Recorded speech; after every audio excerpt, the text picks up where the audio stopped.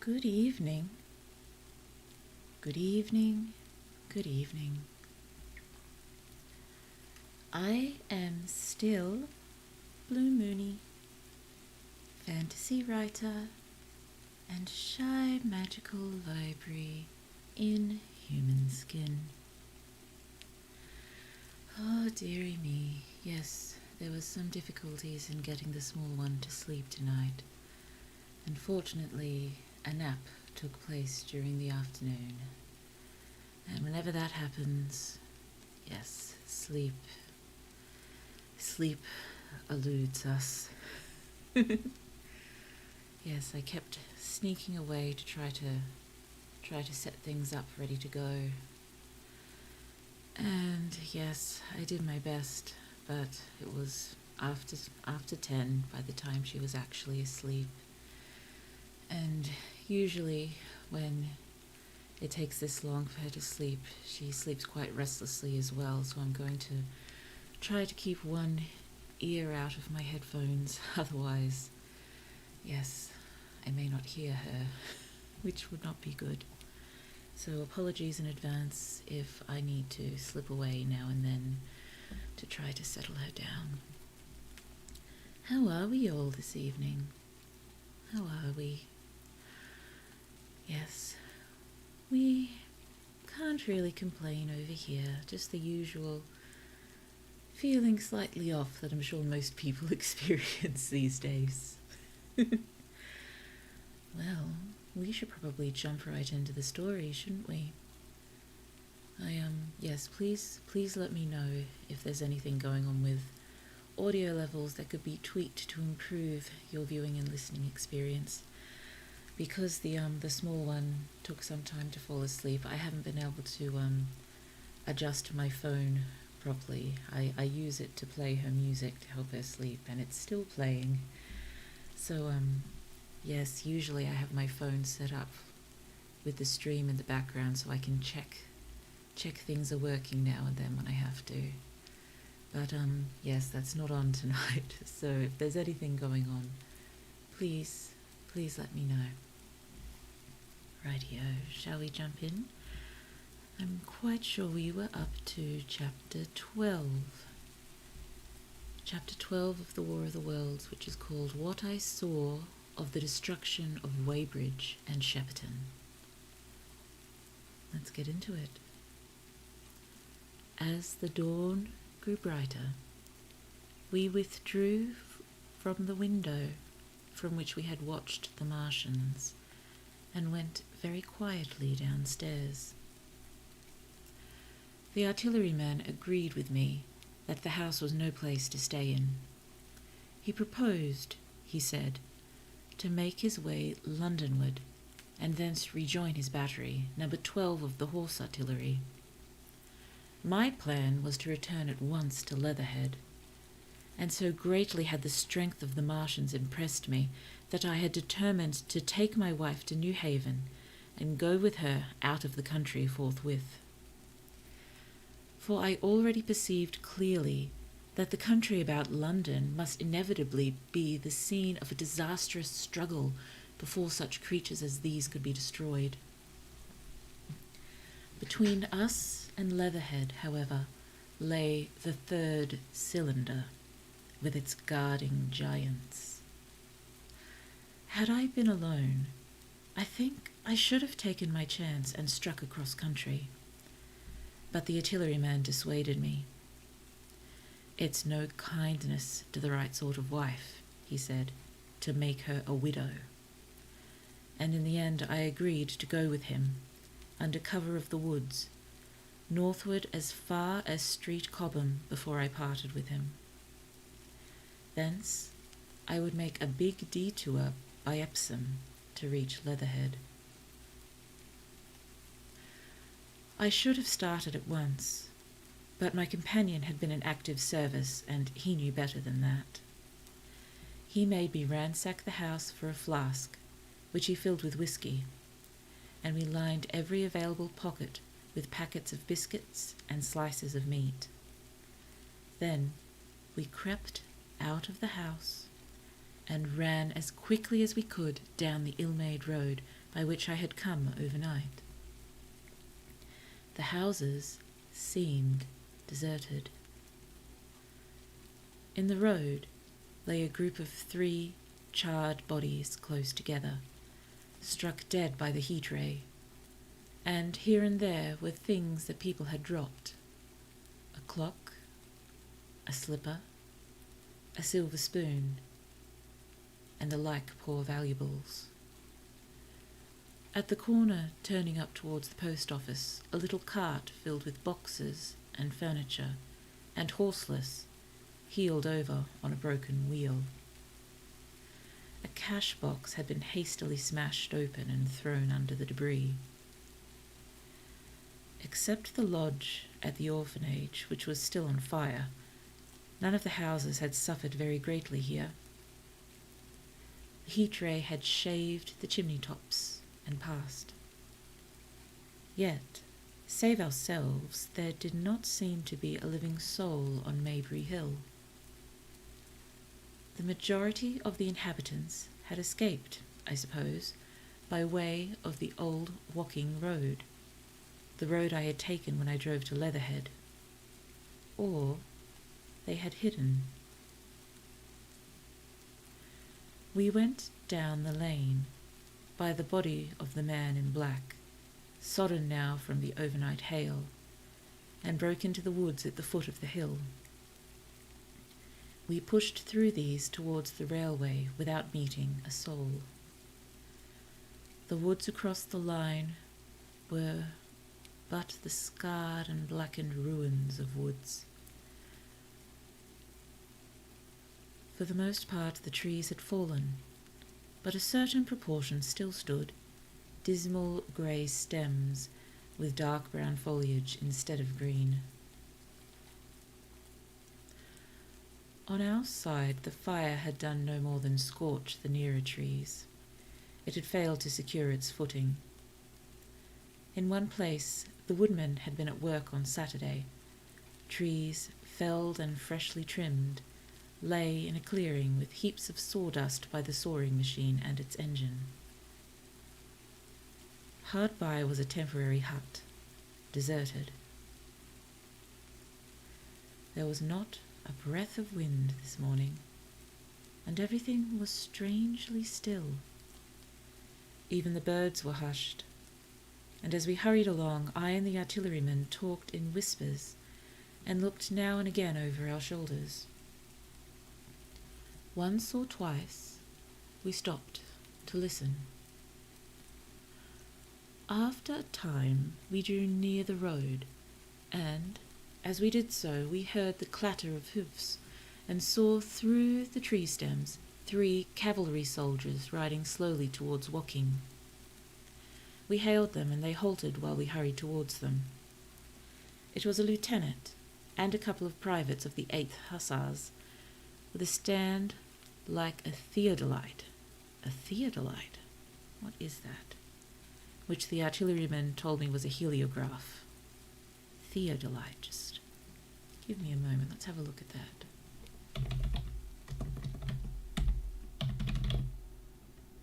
Theodolite meaning? A theodolite is a precision optical instrument for measuring angles between designated variable points in the horizontal and vertical planes. Well, there you go.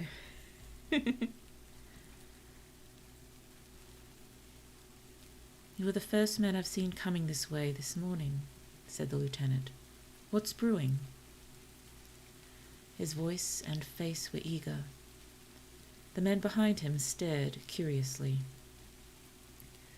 The artilleryman jumped down the bank into the road and saluted. Gun destroyed last night, sir. Have been hiding. Trying to rejoin battery, sir. You'll come in sight of the Martians, I expect, about half a mile along this road. What the dickens are they like? Asked the lieutenant.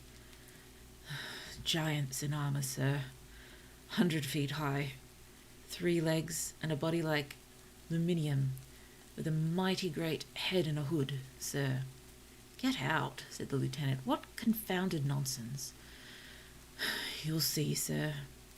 They carry a kind of box, sir, that shoots fire and strikes you dead. What do you mean, a gun? No, sir, said the artilleryman, and he began a vivid account of the heat ray. Halfway through, the lieutenant interrupted him and looked up at me. I was still standing on the bank by the side of the road. It's perfectly true, I said. Well, said the lieutenant, I suppose it's my business to see it too. Look here, to the artilleryman. We're detailed here clearing people out of their houses. You'd better go along and report yourself to the Brigadier General Marvin and tell him all you know. He's at Weybridge. Know the way? I do, I said, and he turned his horse southward again. 1/2 a mile, you say? Said he. At most, I answered, and pointed over the treetops southward. He thanked me and rode on, and we saw them no more. Farther along, we came upon a group of 3 women and 2 children in the road, busy clearing out a labourer's cottage. They had got hold of a little hand truck and were piling it up with unclean-looking bundles and shabby furniture.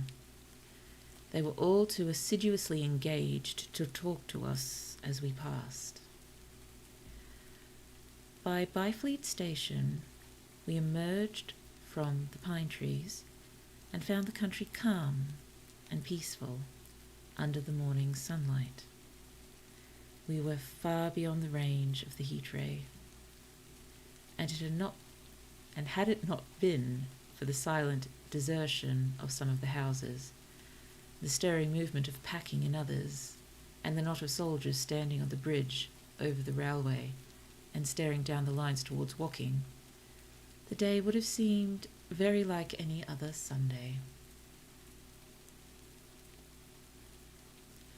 Several farm wagons and carts were moving creakily along the road to Addleston, and suddenly, through the gate of a field, we saw across a stretch of flat meadow 6 12-pounders standing neatly at equal distances pointing towards Woking. The gunners stood by the guns waiting, and the ammunition wagons were at a business-like distance. The men stood almost as if under inspection. That's good, said I. They will get one fair shot at any rate. The artilleryman hesitated at the gate. I shall go on, he said.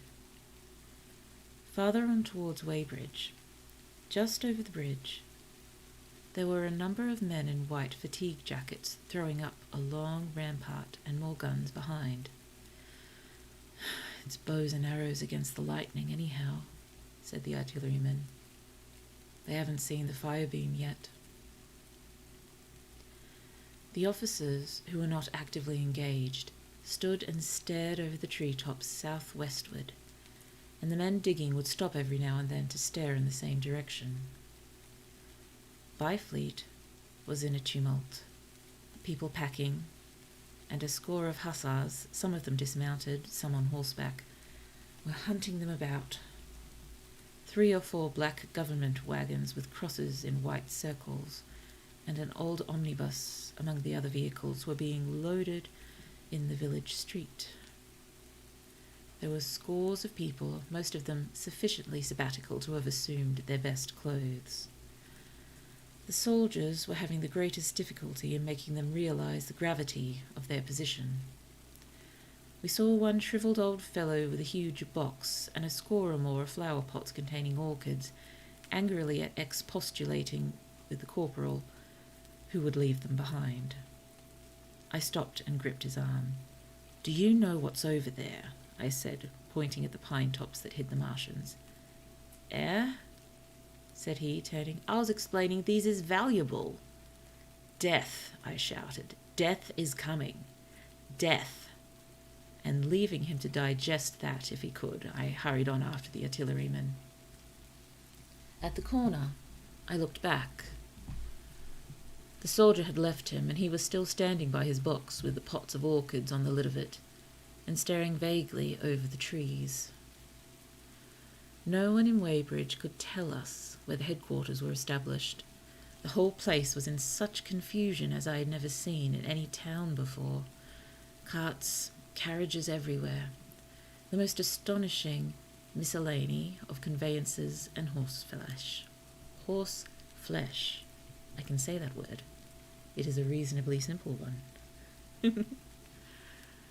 The respectable inhabitants of the place, men in golf and boating costumes, wives prettily dressed, were packing, riverside loafers energetically helping, children excited and, for the most part, highly delighted at this astonishing variation of their Sunday experiences. In the midst of it all, the worthy vicar was very pluckily holding an early celebration, and his bell was jangling out above the excitement. I and the artilleryman, seated on the step of the drinking fountain, made a very passable meal upon what we had brought with us. Patrols of soldiers, here no longer hussars but grenadiers in white, were warning people to move now or to take refuge in their cellars as soon as the firing began. We saw as we crossed the railway bridge that a growing crowd of people had assembled in and about the railway station, and the swarming platform was piled with boxes and packages. The ordinary traffic had been stopped, I believe, in order to allow of the passage of troops and guns to Chertsey, and I have heard since that a savage struggle occurred for places in the special trains that were put on at a later hour. We remained at Weybridge until midday, and at that hour we found ourselves at the place near Shepperton Lock, where the Wey and Thames join. Part of the time we spent helping two old women to pack a little cart. The Wey has a treble mouth, and at this point boats are to be hired, and there was a ferry across the river. On the Shepperton side was an inn with a lawn, and beyond that the tower of Shepperton Church. It has been replaced by a spire, rose above the trees. Here we found an excited and noisy crowd of fugitives.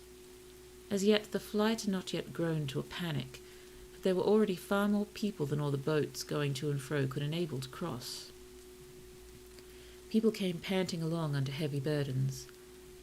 One husband and wife were even carrying a small outhouse door between them with some of their household goods piled thereon. One man told us he meant to try to get away from Shepperton Station. There was a lot of shouting, and one man was even jesting. The idea people seemed to have here was that the Martians were simply formidable human beings who might attack and sack the town, to be certainly destroyed in the end. Every now and then people would glance nervously across the way, at the meadows towards Chertsey, but everything over there was still. Across the Thames, except just where the boats landed, everything was quiet, in vivid contrast with the Surrey side. People who landed there from the boats went tramping off down the lane. The big ferry boat had just made a journey. 3 or 4 soldiers stood on the lawn of the inn, staring and jesting at the fugitives without offering to help. The inn was closed, as it was now within prohibited hours.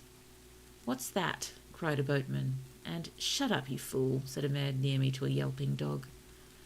Then the sound came again, this time from the direction of Chertsey, a muffled thud, the sound of a gun.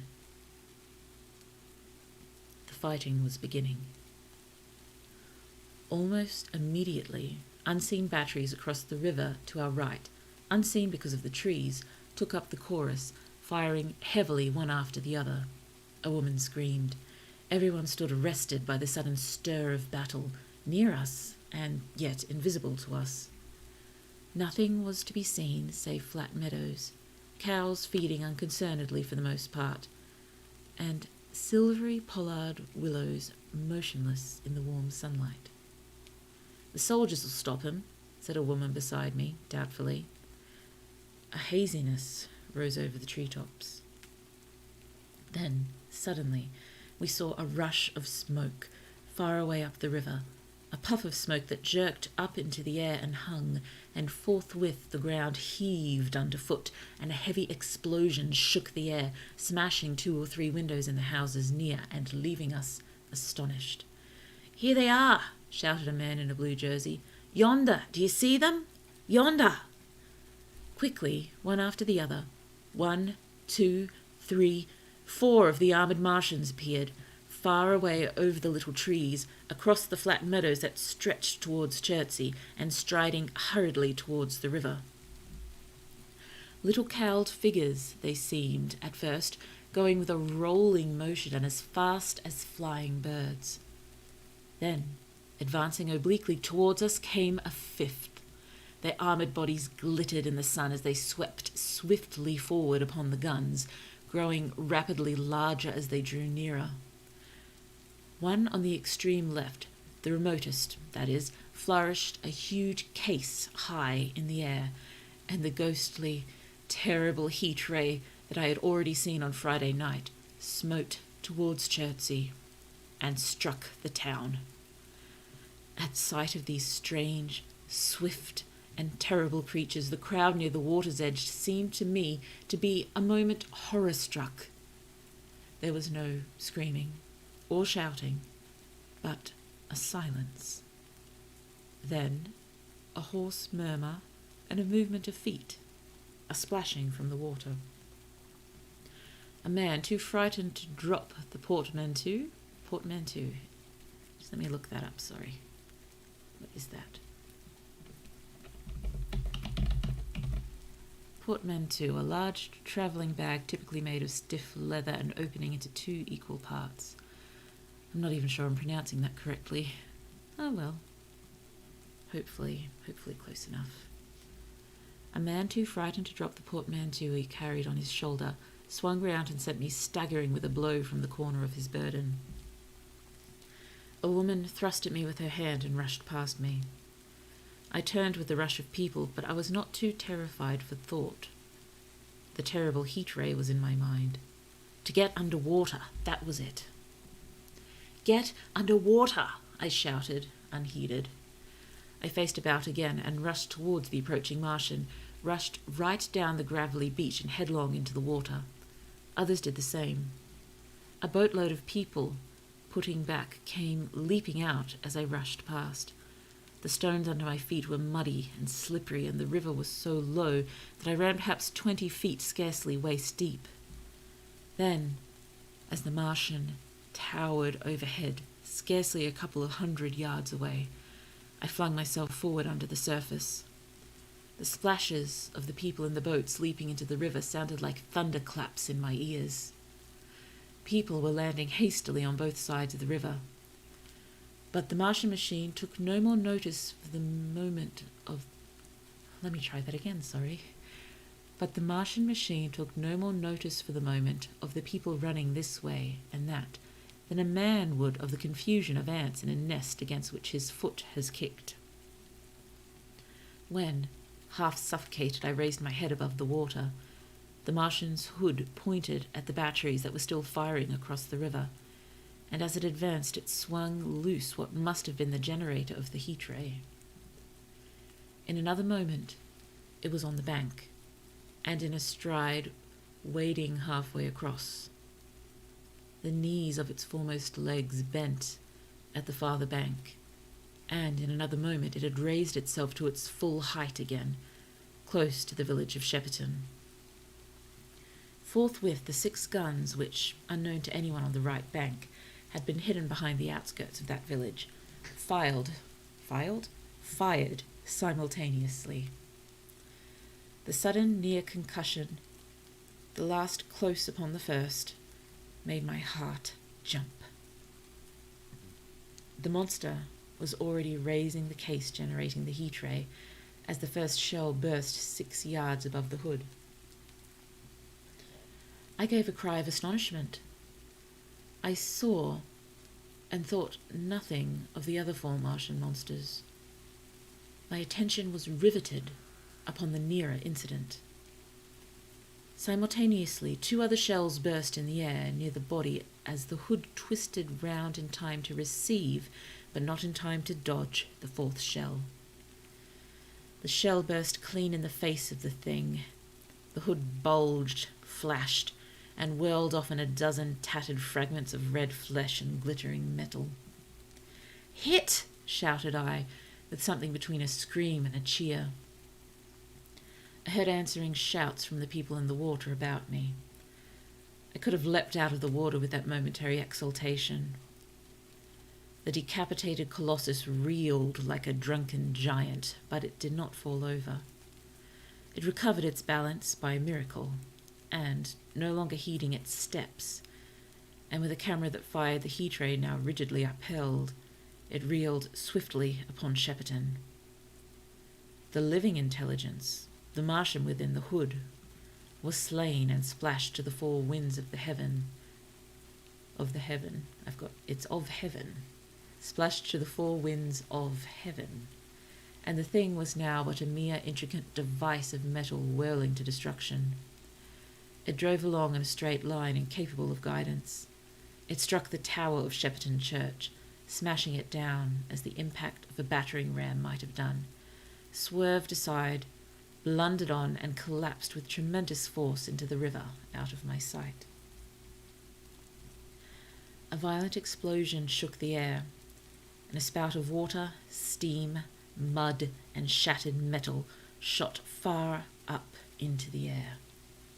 Into the sky, it says, actually. Into the sky. As the camera of the heat ray hit the water, the latter had immediately flashed into steam. In another moment, a huge wave, like a muddy tidal bore, but almost scaldingly hot, came sweeping round the bend upstream. I saw people struggling shoreward, and heard their screaming and shouting faintly above the seething and roar of the Martian's collapse. For a moment I heeded nothing of the heat, forgot the patent need of self-preservation. I splashed through the tumultuous water, pushing aside a man in black to do so, until I could see around the bend. Half a dozen deserted boats pitched aimlessly upon the confusion of the waves. The fallen Martian came into sight downstream, lying across the river and for the most part submerged. Thick clouds of steam were pouring off the wreckage, and through the tumultuously whirling wisps I could see, intermittently and vaguely, the gigantic limbs churning the water and flinging a splash and spray of mud and froth into the air. The tentacles swayed and struck like living arms, and, save for the helpless purposelessness of these movements, it was as if some wounded thing was struggling for its life amid the waves. Enormous quantities of a ruddy brown fluid was spurting up in noisy jets out of the machine. My attention was diverted from this death flurry by furious yelling, like that of the thing called a siren in our manufacturing towns. A man, knee-deep near the towing path, shouted inaudibly to me and pointed. Looking back, I saw the other Martians advancing with gigantic strides down the riverbank from the direction of Chertsey. The Shepperton guns spoke this time unavailingly. At that, I ducked at once under the water, and, holding my breath until movement was an agony, blundered painfully ahead under the surface for as long as I could. The water was a tumult about me, and rapidly growing hotter. When for a moment I raised my head to take a breath and throw the hair and water from my eyes, the steam was rising in a whirling white fog that at first hid the Martians altogether. The noise was deafening. Then I saw them, dimly, colossal figures of grey magnified by the mist. They had passed by me, and two were stooping over the frothing, tumultuous ruins of their comrade. The third and fourth stood beside him in the water, one perhaps 200 yards from me, the other towards Laleham. The generators of the heat rays waved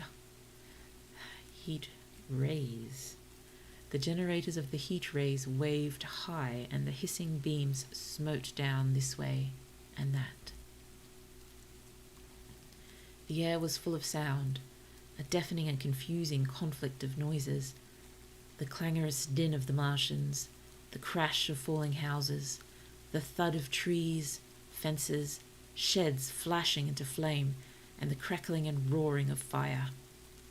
Dense black smoke was leaping up to mingle with the steam from the river, and as the heat ray went to and fro over Weybridge, its impact was marked by flashes of incandescent white that gave place at once to a smoky dance of lurid flames.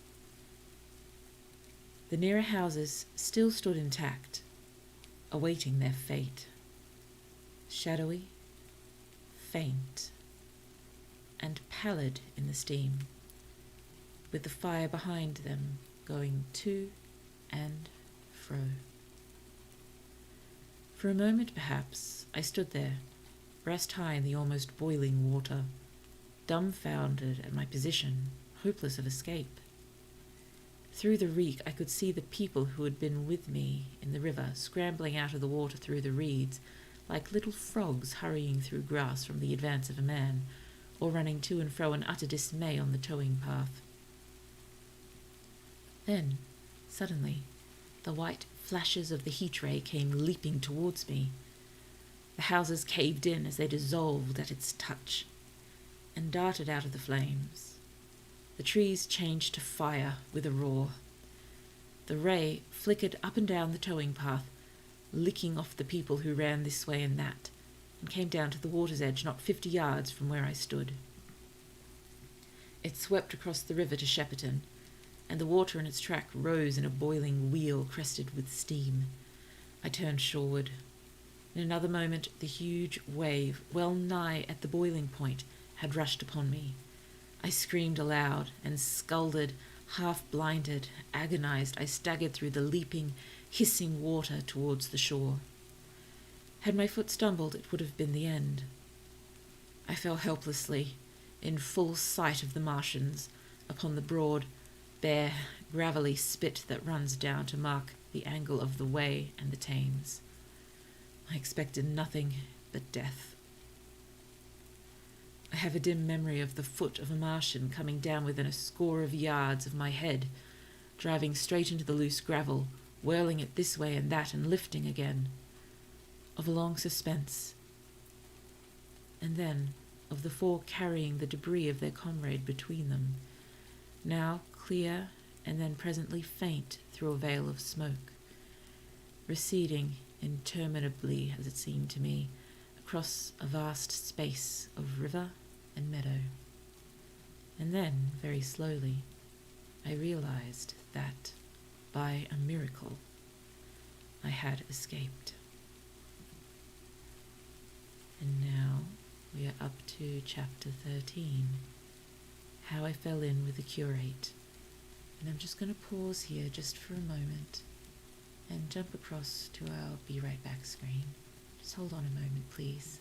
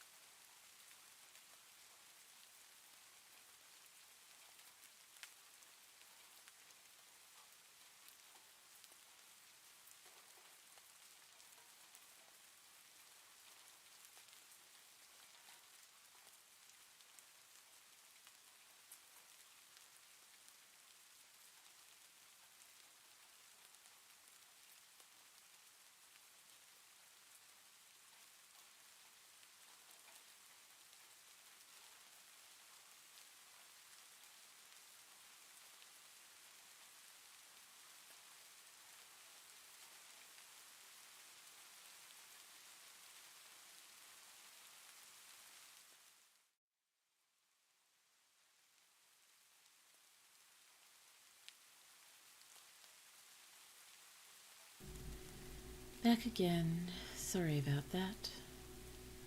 Shall we continue? Oh, excuse me. Okay, now shall we continue? Okay. Chapter 13. How I Fell In with the Curate. After getting this sudden lesson in the power of the terrestrial weapons, the Martians retreated to their original position upon Horsell Common, and in their haste, and encumbered with the debris of their smashed companion, they no doubt overlooked many such as a stray and negligible victim as myself. Had they left their comrade and pushed on forthwith, there was nothing at that time between them and London but batteries of 12-pounder guns, and they would certainly have reached the capital in advance of the tidings of their approach. As sudden, dreadful, and destructive their advent would have been as the earthquake that destroyed Lisbon a century ago. But they were in no hurry. Cylinder followed cylinder on its interplanetary flight. Every 24 hours brought them reinforcements. And, meanwhile, the military and naval authorities, now fully alive to the tremendous power of their antagonists, worked with furious energy. Every minute a fresh gun came into position until, before twilight, every copse, every row of suburban villas on the hilly slopes about Kingston and Richmond masked an expectant black muzzle. And through the charred and desolated area, perhaps 20 square miles altogether, that encircled the Martian encampment on Horsell Common, through charred and ruined villages upon the green trees, through charred and ruined villages among the green trees, through the blackened and smoking arcades that had been, but a day ago, pine spinneys, crawled the devoted scouts with the heliographs that were presently to warn the gunners of the Martian approach. But the Martians now understood our command of artillery and the danger of human proximity, and not a man ventured within a mile of either cylinder, save at the price of his life. It would seem that these giants spent the earlier part of the afternoon in going to and fro, transferring everything from the second and third cylinders, the second in Addleston Golf Links, and the third at Pireford, to their original pit on Horsell Common. Over that, above the blackened heather and ruined buildings that stretched far and wide, stood one, a sentinel, while the rest abandoned their vast fighting machines and descended into the pit. They were hard at work there, far into the night, and the towering pillar of dense green smoke that rose therefrom could be seen from the hills about Merrow, and even, it is said, from Banstead and Epsom Downs. And while the Martians behind me were thus preparing for their next sally, and in front of me humanity gathered for the battle, I made my way with infinite pains and labour from the fire and smoke of burning Weybridge towards London. I saw an abandoned boat, very small and remote, drifting downstream, and, throwing off most of my sodden clothes, I went after it, gained it, and so escaped out of that destruction. There were no oars in the boat, but I contrived to paddle as well as my parboiled hands would allow down the river towards Halliford and Walton, going very tediously and continually looking behind me, as you may well understand. I followed the river because I considered that the water gave me my best chance of escape should these giants return. The hot water from the Martians' overthrow drifted downstream with me, so that for the best part of a mile I could see little of either bank. Once, however, I made out a string of black figures hurrying across the meadows from the direction of Weybridge. Halliford, it seemed, was deserted, and several of the houses facing the river were on fire. It was strange to see the place quite tranquil, quite desolate under the hot blue sky, with the smoke and little threads of flame going straight up into the heat of the afternoon. Never before had I seen houses burning without the accompaniment of an obstructive crowd. A little farther, on the dry reeds up the bank, was smoking and glowing, and a line of fire inland was marching steadily across a late field of hay. For a long time I drifted, so painful and weary was I after the violence I had been through, and so intense the heat upon the water. Then my fears got the better of me again, and I resumed my paddling. The sun scorched my bare back. At last, as the bridge at Walton was coming into sight round the bend, my fever and faintness overcame my fears, and I landed on the Middlesex bank and lay down, deadly sick, among the long grass. I suppose the time was then about 4 or 5 o'clock. I got up presently, walked perhaps half a mile without meeting a soul, and then lay down again in the shadow of a hedge. I seem to remember talking wanderingly to myself during that last spurt. I was also very thirsty and bitterly regretful I had drunk no more water. It is a curious thing that I felt angry with my wife. I cannot account for it, but my impotent desire to reach Leatherhead worried me excessively. I do not clearly remember the arrival of the curate, so that probably I dozed. I became aware of him as a seated figure in soot-smudged shirt-sleeves, and with his upturned, clean-shaven face staring at a faint flickering that danced over the sky.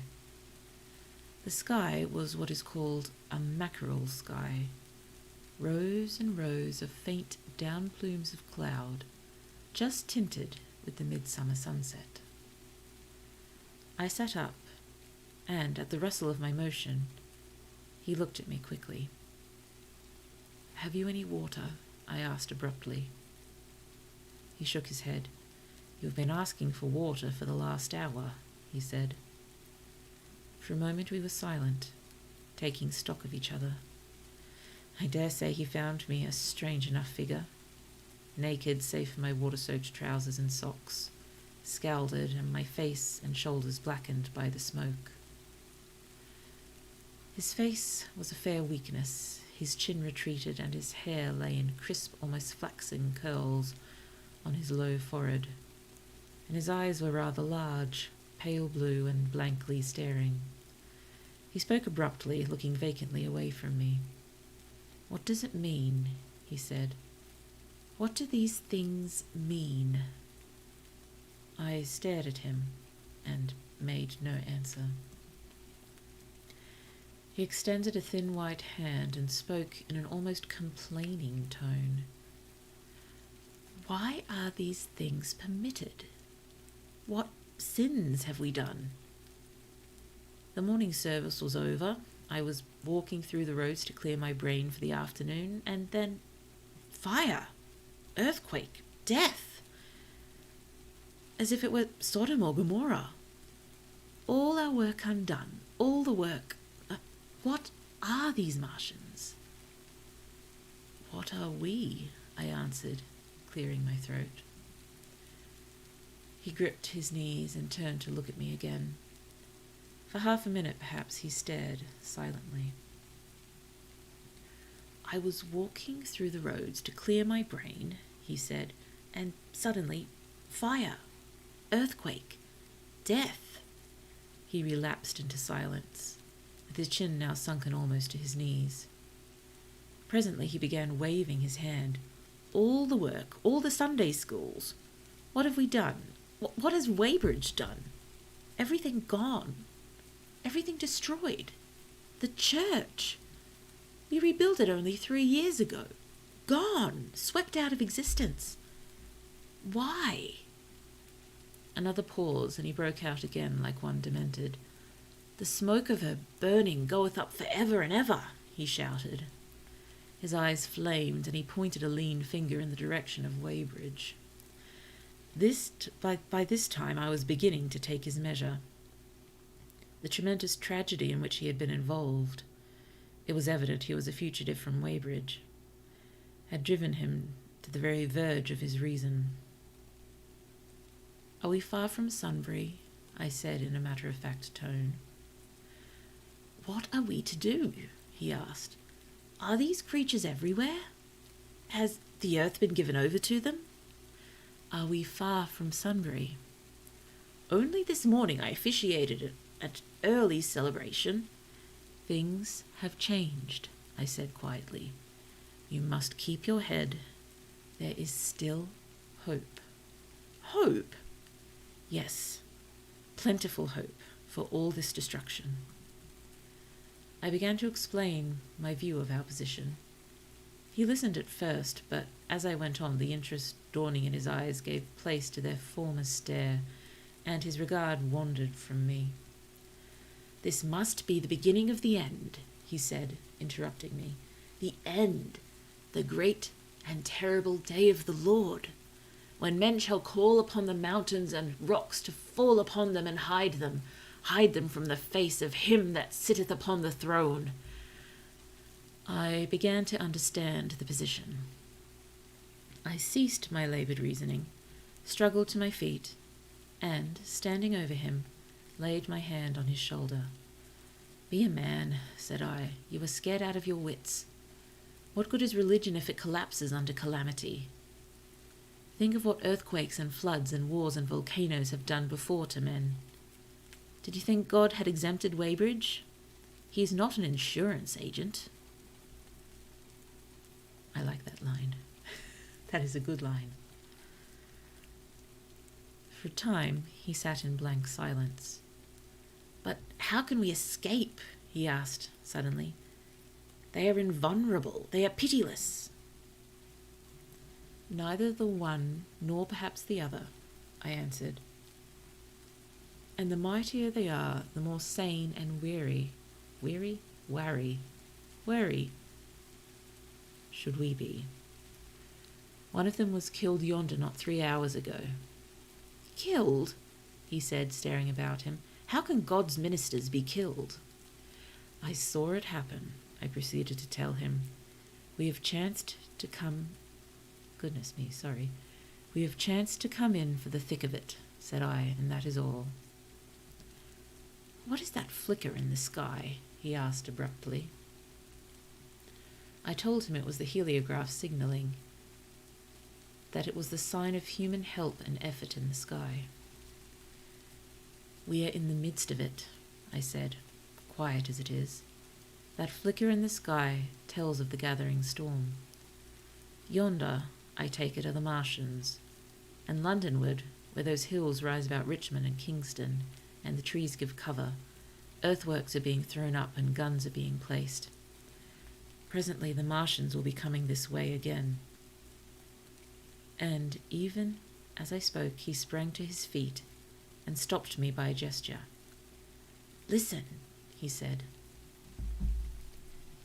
From beyond the low hills across the water came the dull resonance of distant guns and a remote, weird crying. Then everything was still. A cockchafer. Cockchafer? Sounds like an unfortunate word in any case. Let's look it up. A large brown European beetle which flies at dusk and is a destructive plant pest, both as an adult and a larva. Okay. Still not sure I'm pronouncing it correctly. Cockchafer? That might be it. Ah, dear. Let's keep going. Cockchafer came droning over the hedge and past us. High in the west, the crescent moon hung faint and pale above the smoke of Weybridge and Shepperton, and the hot, still splendour of the sunset. "We had better follow this path," I said, "northward." Here we are, chapter 14, in London. Just having a drink of water, sorry.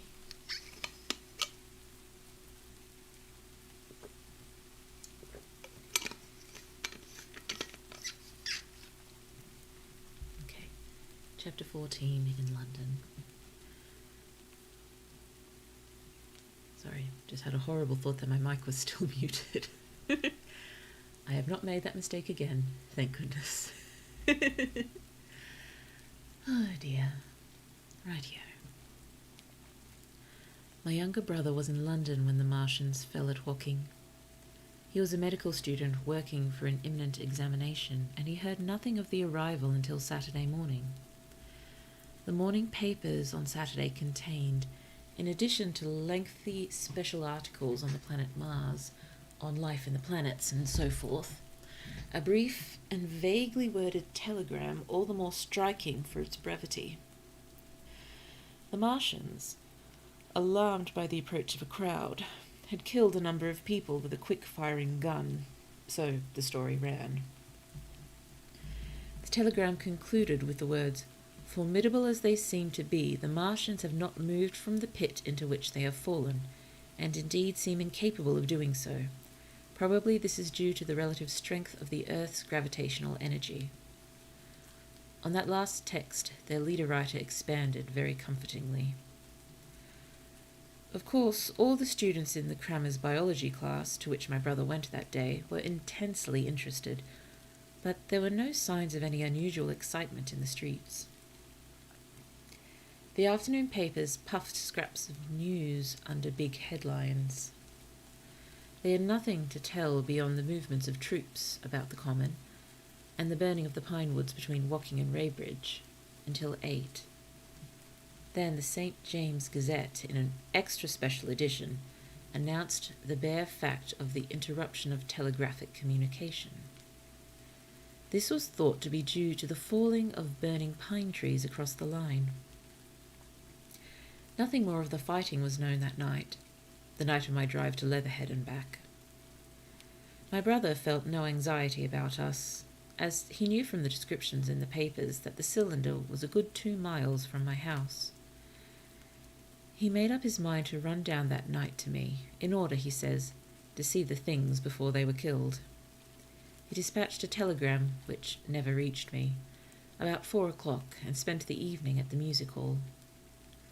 In London, also, on Saturday night there was a thunderstorm, and my brother reached Waterloo in a cab. On the platform from which the midnight train usually starts, he learned, after some waiting, that an accident prevented trains from reaching Woking that night. The nature of the accident he could not ascertain. Indeed, the railway authorities did not clearly know at that time. There was very little excitement in the station, as the officials, failing to realise that anything further than a breakdown between Byfleet and Woking Junction had occurred, were running the theatre trains, which usually passed through Woking round by Virginia Water or Guildford. They were busy making the necessary arrangements to alter the route of the Southampton and Portsmouth Sunday League excursions. Goodness me, there's just so many place names in this, isn't there? I shall do my best. Southampton and Portsmouth Sunday League excursions. A nocturnal newspaper reporter, mistaking my brother for the traffic manager, to whom he bears a slight resemblance, waylaid and tried to interview him. Few people, excepting the railway officials, connected the breakdown with the Martians.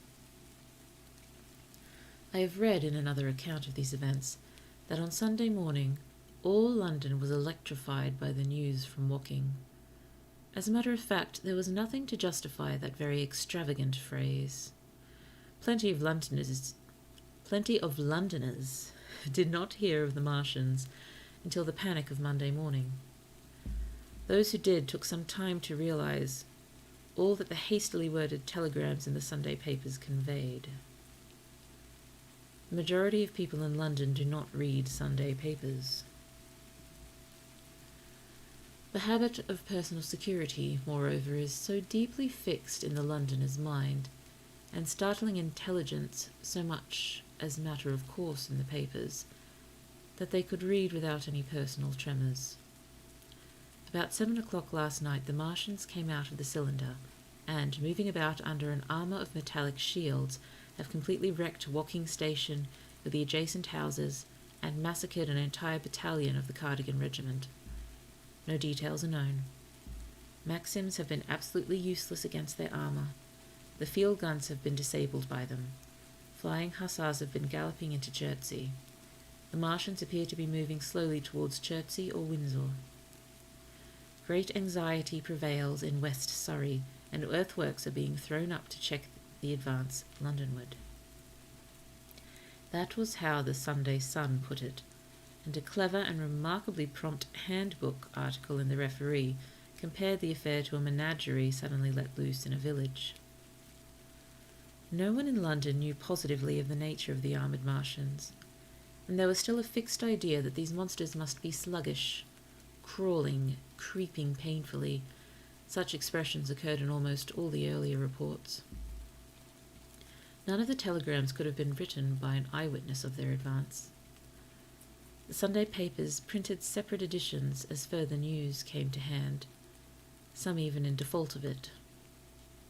But there was practically nothing more to tell people until late in the afternoon, when the authorities gave the press agencies the news in their possession. It was stated that the people of Walton and Weybridge and all the district were pouring along the roads Londonward, and that was it. My brother went to church at the Foundling Hospital in the morning, still in ignorance of what had happened on the previous night. There he heard allusions made to the invasion and a special prayer for peace. Coming out, he bought a Referee. He became alarmed at the news in this and went again to Waterloo Station to find out if communications were restored. The omnibuses, carriages, cyclists, and innumerable people walking in their best clothes seemed scarcely affected by the strange intelligence that the news vendors were disseminating. People were interested or alarmed only on account of the local residents. At the station he heard for the first time that the Windsor and Chertsey lines were now interrupted. The porters told him that several remarkable telegrams had been received in the morning from Byfleet and Chertsey stations, but that these had abruptly ceased. My brother could get very little precise detail out of them. "There's fighting going on about Weybridge," was the extent of their information. The train service was now very much disorganized. Quite a number of people who had been expecting friends from places on the southwestern network were standing about the station. One grey-headed old gentleman came and abused the southwestern company bitterly to my brother. "It wants showing up," he said. One or two trains came in from Richmond, Putney, and Kingston, containing people who had gone out for a day's boating and found the locks closed and a feeling of panic in the air. A man in a blue and white blazer addressed my brother, full of strange tidings. "There's hosts of people driving into Kingston in traps and carts and things, with boxes of valuables and all that," he said. "They come from Molesey and Weybridge and Walton, and they say there's been guns heard at Chertsey, a heavy firing, and that mounted soldiers have told them to get off at once because the Martians are coming. We heard guns firing at Hampton Court Station, but we thought it was thunder." "What the dickens does it all mean? The Martians can't get out of their pit, can they?" My brother could not tell him. Afterwards, he found that the vague feeling of alarm had spread to the clients of the Underground Railway, and that the Sunday excursionists began to return from all over the southwestern lung. Barnes, Wimbledon, Richmond Park, Kew, and so forth, at unnaturally early hours, but not a soul had anything more than a vague hearsay to tell of. Everyone connected with the terminus seemed ill-tempered. About 5 o'clock, the gathering crowd in the station was immensely excited by the opening of the line of communication, which it almost invariably closed, between the southeastern and the southwestern stations, and the passage of carriage trucks bearing huge guns and carriages crammed with soldiers. These were the guns that were brought up from Woolwich and Chatham to cover Kingston. Sorry, so many place names, just so many. There was an exchange of pleasantries. "You'll get eaten," "We're the beast tamers," and so forth. A little while after that, a squad of police came into the station and began to clear the public off the platforms. and my brother went out into the street again. The church bells were ringing for evensong, and a squad of Salvation Army lassies came singing along Waterloo Road. On the bridge, a number of loafers were watching a curious brown scum that came drifting down the stream in patches. The sun was just setting, and the clock tower and the Houses of Parliament rose against one of the most peaceful skies it is possible to imagine, a sky of gold, barred with long transverse stripes of reddish-purple cloud. There was talk of a floating body. One of the men there, a reservist he said he was, told my brother he had seen the heliograph flickering in the west. In Wellington Street, my brother met a couple of sturdy roughs who had just been rushed out of Fleet Street with still wet newspapers and staring placards. Dreadful catastrophe, they bawled one to the other down Wellington Street. Fighting at Weybridge, full description, repulse of the Martians, London in danger. He had to give a 3p for a copy of that paper. Then it was, and then only, that he realized something of the full power and terror of these monsters. He learned that they were not merely a handful of small, sluggish creatures, but that they were minds swaying vast mechanical bodies, and that they could move swiftly and smite with such power that even the mightiest guns could not stand against them. They were described as vast spider-like machines, nearly 100 feet high, capable of the speed of an express train and able to shoot out a beam of intense heat. Masked batteries, chiefly of field guns, had been planted in the country about Horsell Common, and especially between the Woking district and London. 5 of the machines had been seen moving towards the Thames, and one, by happy chance, had been destroyed. In the other cases, the shells had missed, and the batteries had been at once annihilated by the heat rays. Heavy losses of soldiers were mentioned, but the tone of the dispatch was optimistic. The Martians had been repulsed. They were not invulnerable. They had retreated to their triangle of cylinders again, in the circle about Woking. Signallers with heliographs were pushing forward upon them from all sides. Guns were in rapid transit from Windsor, Portsmouth, Aldershot, Woolwich, even from the north. Among others, long wire guns of 95 tons from Woolwich. Altogether 116 were in position or being hastily placed, chiefly covering London. Never before in England had there been such a vast or rapid concentration of military material. Any further cylinders that fell, it was hoped, could be destroyed at once by high explosives, which were being rapidly manufactured and distributed. No doubt, ran the report, the situation was of the strangest and gravest description, but the public was exhorted to avoid and discourage panic. No doubt the Martians were strange and terrible in the extreme, but at the outside there could not be more than 20 of them against our millions. The authorities had reason to suppose, from the size of the cylinders, that at the outside there could not be more than 5 in each cylinder, 15 altogether, and one at least was disposed of, perhaps more. The public would be fairly warned of the approach of danger, and elaborate measures were being taken for the protection of the people in the threatened southwestern suburbs. And so, with reiterated assurances of the safety of London and the ability of the authorities to cope with the difficulty, this quasi-proclamation closed. This was printed in enormous type on paper so fresh that it was still wet. There had been no time to add a word of comment. It was curious, my brother said, to see how ruthlessly the usual contents of the paper had been hacked and taken out to give this place.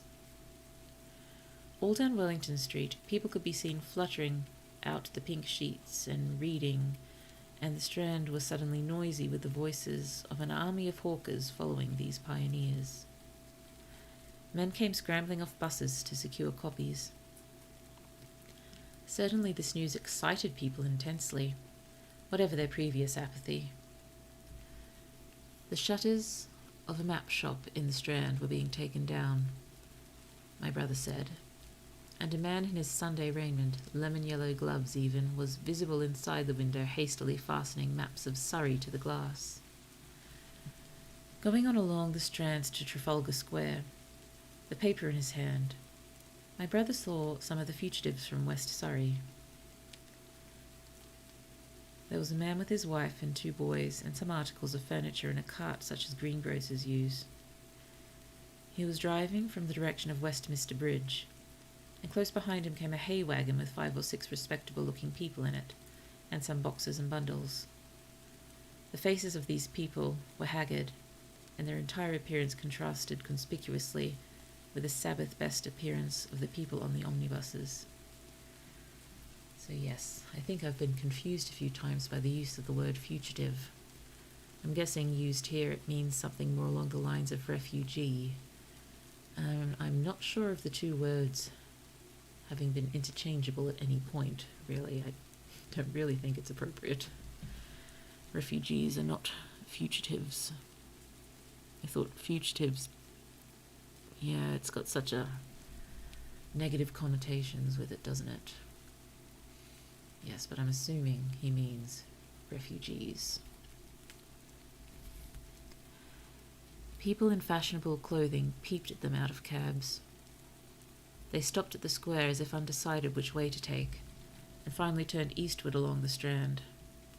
Some way behind these came a man in workday clothes, riding one of those old-fashioned tricycles with a small front wheel.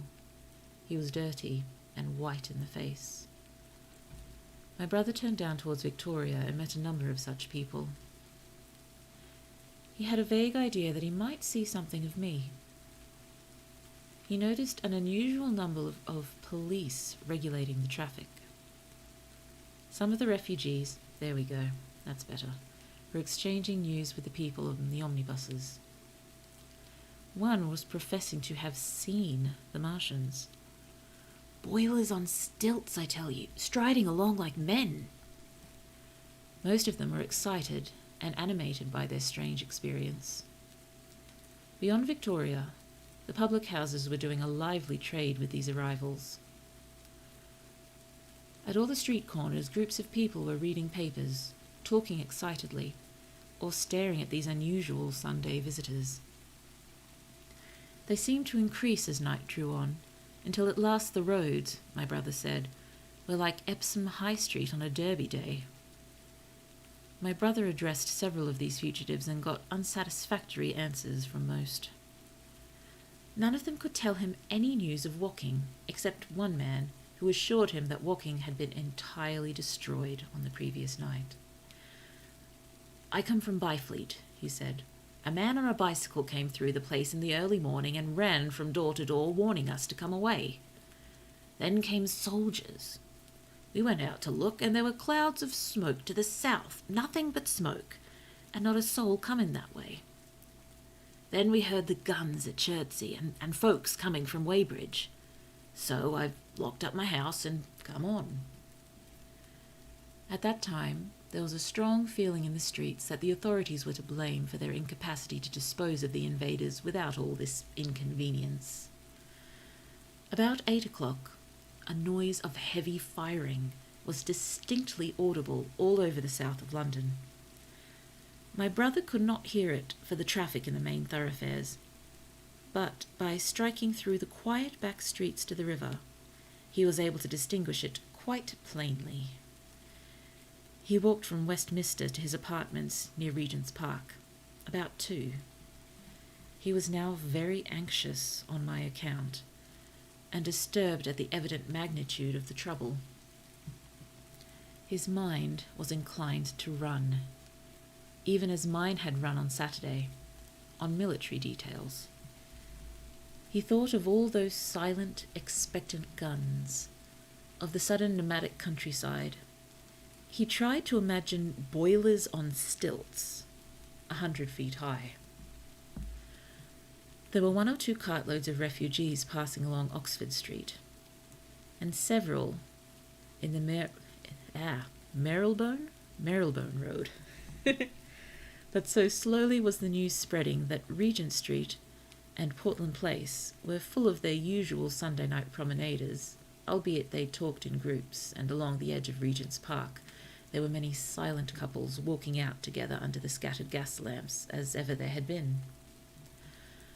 The night was warm and still, and a little oppressive. The sound of guns continued intermittently, and after midnight there seemed to be sheet lightning in the south. He read and reread the paper, fearing the worst had happened to me. He was restless, and, after supper, prowled out again, aimlessly. He returned and tried in vain to divert his attention to his examination notes. He went to bed a little after midnight, and was awakened from lurid dreams in the small hours of Monday by the sound of door-knockers, feet running in the street, distant drumming, and a clamour of bells. Red reflections danced on the ceiling. For a moment he lay astonished, wondering whether day had come or the world had gone mad. Then he jumped out of bed and ran to the window. His room was an attic, and as he thrust his head out, up and down the street there were a dozen echoes to the noise of his window sash, and heads in every kind of night disarray appeared. Inquiries were being shouted. "They're coming," bawled a policeman, hammering at the door. "The Martians are coming," and hurried to the next door. The sound of drumming and trumpeting came from Albany Street Barracks, and every church within earshot was hard at work killing sleep with a vehement, disorderly tocsin. That's Tocsin. Let me double-check that. Tocsin. An alarm bell or a signal. Good to know, thank you. There was a noise of doors opening, and window after window in the houses opposite flashed from darkness into yellow illumination. Up the street came galloping a closed carriage, bursting abruptly into noise at the corner, rising to a clattering climax under the window and dying away slowly in the distance. Close on the rear of this came a couple of cabs, the forerunners of a long procession of flying vehicles going for the most part to Chalk Farm Station, where the Northwestern special trains were loading up, instead of coming down the gradient into Euston. For a long time my brother stared out of the window in blank astonishment, watching the policemen hammering at door after door and delivering their incomprehensible message. Then the door behind him opened, and the man who lodged across the landing came in, dressed only in shirt, trousers, and slippers, his braces loose about his waist, his hair disordered from his pillow. "What the devil is it?" he asked. "A fire? What a devil of a row!" They both craned their heads out the window, straining to hear what the policeman was shouting. People were coming out of the side streets and standing in groups at the corners, talking. "What the devil is it all about?" said my brother's fellow lodger. My brother answered him vaguely and began to dress, running with each garment to the window in order to miss nothing of the growing excitement. And presently men selling unnaturally early newspapers came bawling into the street. "London in danger of suffocation! The Kingston and Richmond defences forced! Fearful massacres in the Thames Valley!" And all about him in the rooms below, in the houses on each side and across the road, and behind in the park terraces, and in the 100 other streets of that part of Marylebone, and in the Westbourne Park district, and St. Pancras, and westward and northward in Kilburn and St. John's Wood and Hampstead, oh goodness me, there's just so many place names, and eastward in the Shoreditch and Highbury and Haggerston and Hoxton, and indeed through all the vastness of London from Ealing to East Ham. Oh, we got through it. People were rubbing their eyes and opening windows to stare out and ask aimless questions, dressing hastily as the first breath of the coming storm of fear blew through the streets. It was the dawn of the Great Panic. London, which had gone to bed on Sunday night oblivious and inert, was awakened in the small hours of Monday morning to a vivid sense of danger. Unable from his window to learn what was happening, my brother went down and out into the street, just as the sky between the parapets of the houses grew pink with the early dawn. The flying people on foot and in vehicles grew more numerous every moment. "Black smoke," he heard people crying, and again, "Black smoke." The contagion of such a unanimous fear was inevitable. As my brother hesitated on the doorstep, he saw another news vendor approaching and got a paper forthwith. The man was running away with the rest and selling his papers for a shilling each as he ran, a grotesque mingling of profit and panic. And from this paper, my brother read that catastrophic dispatch of the Commander-in-Chief. The Martians are able to discharge enormous clouds of black and poisonous vapor by means of rockets. They have smothered our batteries, destroyed Richmond, Kingston, and Wimbledon, and are advancing slowly towards London, destroying everything on the way. It is impossible to stop them. There is no safety from the black smoke but in instant flight. That was all, but it was enough.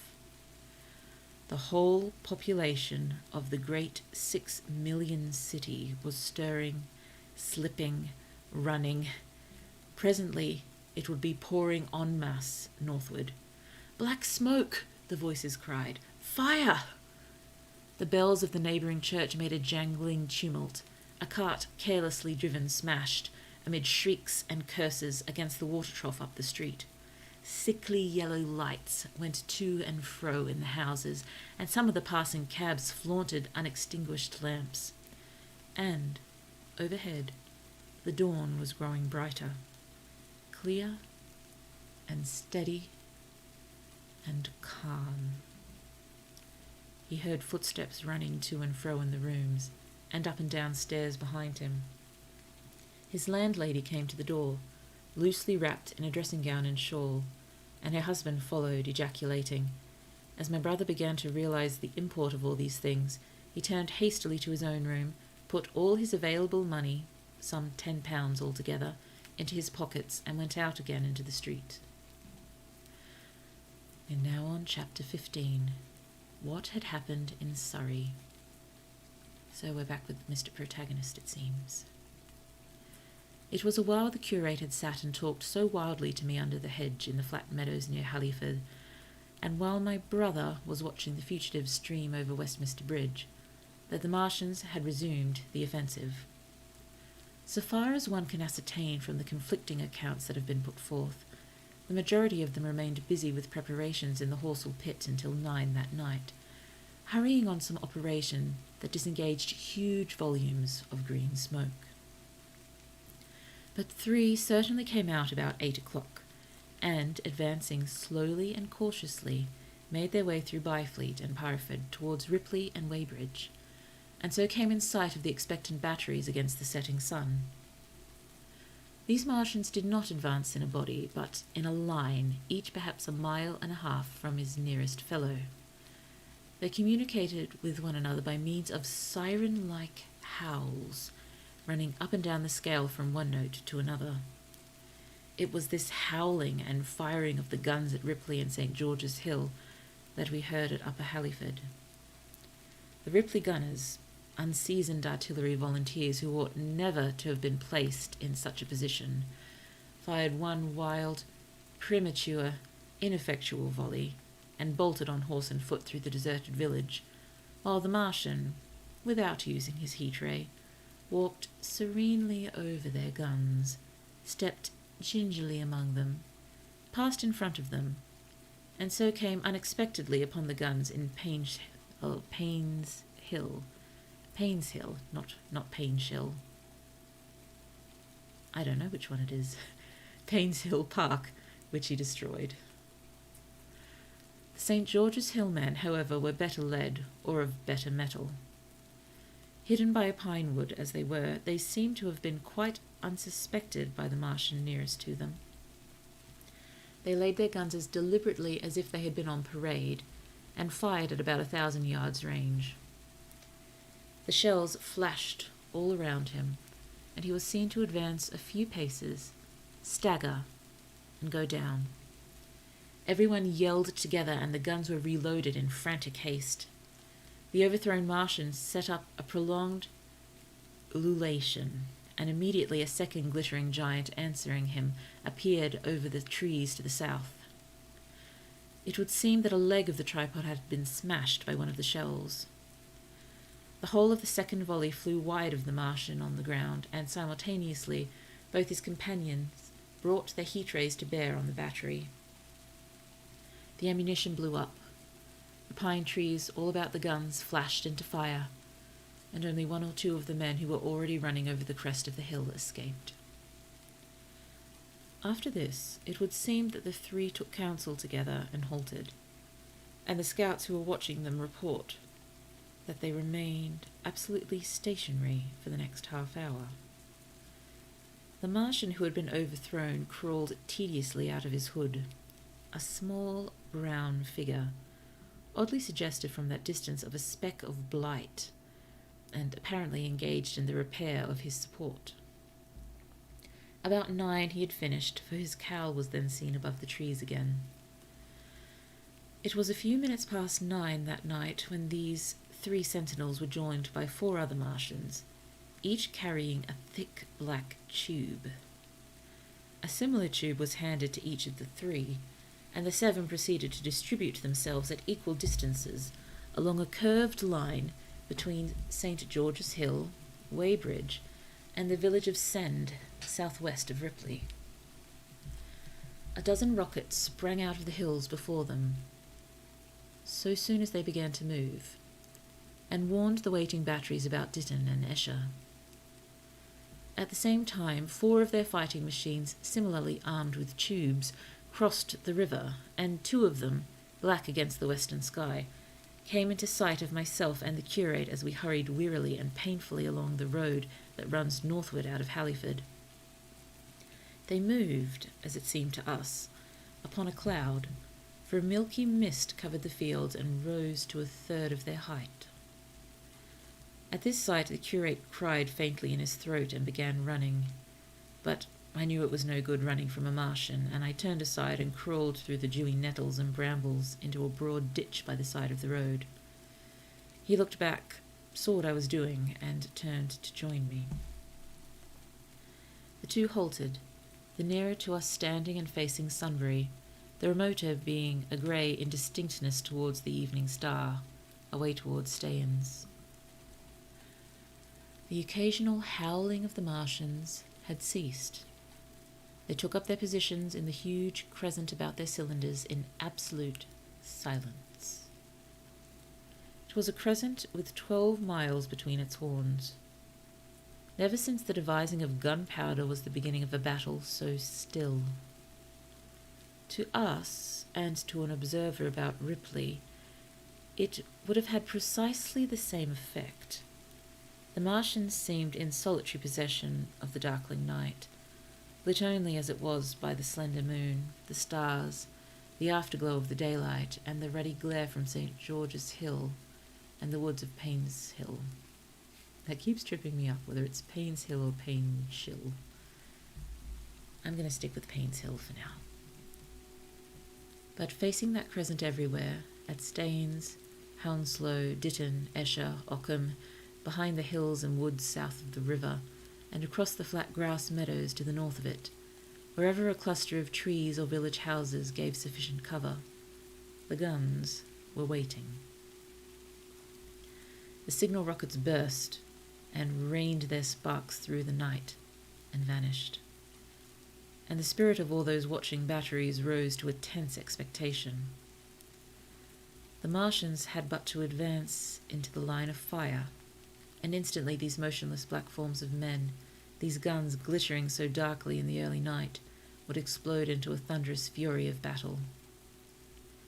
No doubt the thought that was uppermost in 1,000 of those vigilant minds, even as it was uppermost in mine, was the riddle: how much they understood of us.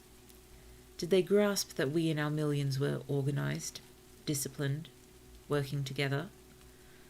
Or did they interpret our spurts of fire, the sudden stinging of our shells, our steady investment of their encampment, as we should the furious unanimity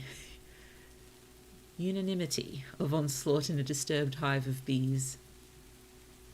Did they dream that they might exterminate us? At that time, no one knew what food they needed. 100 such questions struggled together in my mind as I watched that vast sentinel shape. And in the back of my mind was the sense of all the huge unknown and hidden forces Londonward. Had they prepared pitfalls? Were the powder mills at Hounslow ready as a snare? Would the Londoners have the heart and the courage to make a greater Moscow of their mighty province of houses? Then, after an interminable time, as it seemed to us, crouching and peering through the hedge, came a sound like the distant concussion of a gun. Another nearer, and then another. And then the Martian beside us raised his tube on high and discharged it, gunwise, with a heavy report that made the ground heave. The one towards Staines answered him. There was no flash, no smoke, simply that loaded detonation. I was so excited by these heavy minute guns following one after another that I far forgot my personal safety and my scalded hands as to clamber up the hedge and stare towards Sunbury. As I did so, a second report followed, and a big projectile hurtled overhead towards Hounslow. I expected at least to see smoke or fire or some such evidence of its work. But all I saw was the deep blue sky above, with one solitary star, and the white mist spreading wide and low beneath. And there had been no crash, no answering explosion. The silence was restored. The minutes lengthened to 3. "What has happened?" said the curate, standing up beside me. "Heaven knows," said I. A bat flickered by and vanished. A distant tumult of shouting began and ceased. I looked again at the Martian and saw he was now moving eastward along the riverbank with a swift rolling motion. Every moment I expected the fire of some hidden battery to spring upon him, but the evening calm was unbroken. The figure of the Martian grew smaller as he receded, and presently the mist and the gathering night had swallowed him up. By a common impulse we clambered higher. Towards Sunbury was a dark appearance, as though a conical hill had suddenly come into being there, hiding our view of the farther country. And then, remoter across the river, over Walton, we saw another such summit. These hill-like forms grew lower and broader even as we stared. Moved by a sudden thought, I looked northward, and there I perceived a third of these cloudy black kopjes had risen. Kopjes, meaning a small hill in a generally flat area. I'm probably pronouncing it incorrectly. Everything had suddenly become very still. Far away to the southeast, marking the quiet, we heard the Martians hooting to one another, and then the air quivered again with the distant thud of their guns. But the earthly artillery made no reply. Now, at the time we could not understand these things, but later I was to learn the meaning of these ominous kopjes that had gathered in the twilight. Each of the Martians, standing in the great crescent I have described, had discharged, by means of the gun-like tube he carried, a huge canister over whatever hill, copse, cluster of houses, or other possible cover for guns chanced to be in front of him. Some fired only one of these, some 2, as in the case of the one we had seen. The one at Ripley is said to have discharged no fewer than 5 at that time. These canisters smashed on striking the ground. They did not explode, and the incontinently disengaged an enormous volume of heavy, inky vapour, coiling and pouring upward in a huge and ebony cumulus cloud, a gaseous hill that sank and spread itself slowly over the surrounding country. And the touch of that vapour, the inhaling of its pungent wisps, was death to all that breathes. It was heavy, this vapour, heavier than the densest smoke, so that, after the first tumultuous uprush and outflow of its impact, it sank down through the air and poured over the ground in a manner rather liquid than gaseous, abandoning the hills and streaming into the valleys and ditches and watercourses, even as I have heard the carbonic acid gas that pours from volcano clefts is wont to do. Oh dear. And where it came upon water, some chemical action occurred, and the surface would be instantly covered with a powdery scum that sank slowly and made way for more. The scum was absolutely insoluble, and it is a strange thing seeing the instant effect of the gas, that one could drink without hurt the water from which it has been strained. The vapour did not diffuse as true gas would do. It hung together in banks, flowing sluggishly down the slope of the land and driving reluctantly before the wind, and very slowly it combined with the mist and moisture of the air and sank to the earth in the form of dust. Save that an unknown element giving a group of 4 lines in the blue of the spectrum is concerned, we are still entirely ignorant of the nature of this substance. Once the tumultuous upheaval of its dispersion was over, the black smoke clung so closely to the ground, even before its precipitation, that 50 feet up in the air, on the roofs and upper stories of high houses and on great trees, there was a chance of escaping its poison altogether, as was proved even that night at Street Cobham and Ditton. The man who escaped at the former place tells a wonderful story of the strangeness of its coiling flow, and how he looked down from the church spire and saw the houses of the village rising like ghosts out of its inky nothingness. For a day and a half he remained there, weary, starving and sun-scorched, the earth under the blue sky, and against the prospect of the distant hills a velvet black expanse, with red roofs, green trees, and later black-veiled shrubs and gates, barns, outhouses, and walls, rising here and there into the sunlight. But that was at Street Cobham, where the black vapour was allowed to remain until it sank of its own accord into the ground. As a rule, the Martians, when it had served its purpose, cleared the air of it again by wading into it and directing a jet of steam upon it. This they did with the vapour banks near us, as we saw in the starlight from the window of a deserted house at Upper Halliford, whither we had returned. From there we could see the searchlights on Richmond Hill and Kingston Hill going to and fro, and about 11 the windows rattled, and we heard the sound of the huge siege guns that had been put in position there. These continued intermittently for the space of a quarter of an hour, sending chance shots at the invisible Martians at Hampton and Ditton, and then the pale beams of the electric light vanished and were replaced by a bright red glow. Then the 4th cylinder fell, a brilliant green meteor, as I learned afterwards, in Bushy Park. Before the guns on the Richmond and Kingston line of hills began, there was a fitful cannonade far away in the southwest, due, I believe, to guns being fired haphazard before the black vapour could overwhelm the gunners.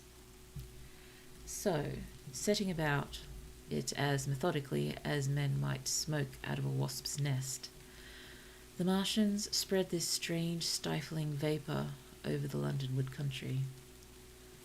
The horns of the crescent slowly moved apart, till at last they formed a line from Hanwell to Coombe and Malden. All night through their destructive tubes advanced. Never once, after the Martian at St. George's Hill was brought down, did they give the artillery the ghost of a chance against them. Wherever there was a possibility of guns being laid for them unseen, a fresh canister of the black vapour was discharged, and where the guns were openly displayed, the heat ray was brought to bear. By midnight, the blazing trees along the slopes of Richmond Park and the glare of Kingston Hill threw their light upon a network of black smoke, blotting out the whole valley of the Thames and extending as far as the eye could reach. and through this 2 Martians slowly waded and turned their hissing steam jets this way and that. They were sparing of the heat ray that night, either because they had but a limited supply of material for its production, or because they did not wish to destroy the country, but only to crush and overawe the opposition they had aroused. In the latter aim they certainly succeeded. Sunday night was the end of the organised opposition to their movements. After that, no body of men would stand against them, so hopeless was the enterprise. Even the crews of the torpedo boats and destroyers that had brought their quick fires up the Thames refused to stop, mutinied, and went down again. The only offensive operation men ventured upon after that night was the preparation of mines and pitfalls, and even in that their energies were frantic and spasmodic. One has to imagine as well as one may the fate of those batteries towards Esher, waiting so tensely in the twilight. Survivors there were none. One may picture the orderly expectation, the officers alert and watchful, the gunners ready, the ammunition piled to hand, the limber gunners with their horses and wagons, groups of civilian spectators standing as near as they were permitted, the evening stillness, the ambulances and hospital tents with the burned and wounded from Weybridge, then the dull resonance of the shots the Martians fired, and the clumsy projectile whirling over the trees and houses and smashing amid the neighbouring fields. One may picture, too, the sudden shifting of the attention, the swiftly spreading coils and bellyings of that blackness advancing headlong, towering heavenward, turning the twilight to a palpable darkness, a strange and horrible antagonist of vapour striding upon its victims, men and horses near it seen dimly, running, shrieking, falling headlong, shouts of dismay, the guns suddenly abandoned, men choking and writhing on the ground, and the swift broadening out of the opaque cone of smoke. And then night and extinction. Nothing but a silent mass of impenetrable vapour, hiding its death. Before dawn, the black vapour was pouring through the streets of Richmond, and the disintegrating organism of government was, with a last expiring effort, rousing the population of London to the necessity of flight. Okay. This is chapter 16, I believe. How many have we read tonight? I can't quite remember. Shall we read one more? Last chapter. I was hoping to reach part 2 tonight, but I'm not sure that's going to happen. I'm not sure how many more chapters we are from part 2. Oh, excuse me, sorry. Oh, excuse me, but I think one more chapter will be good. Just having a quick drink, sorry. Excuse me.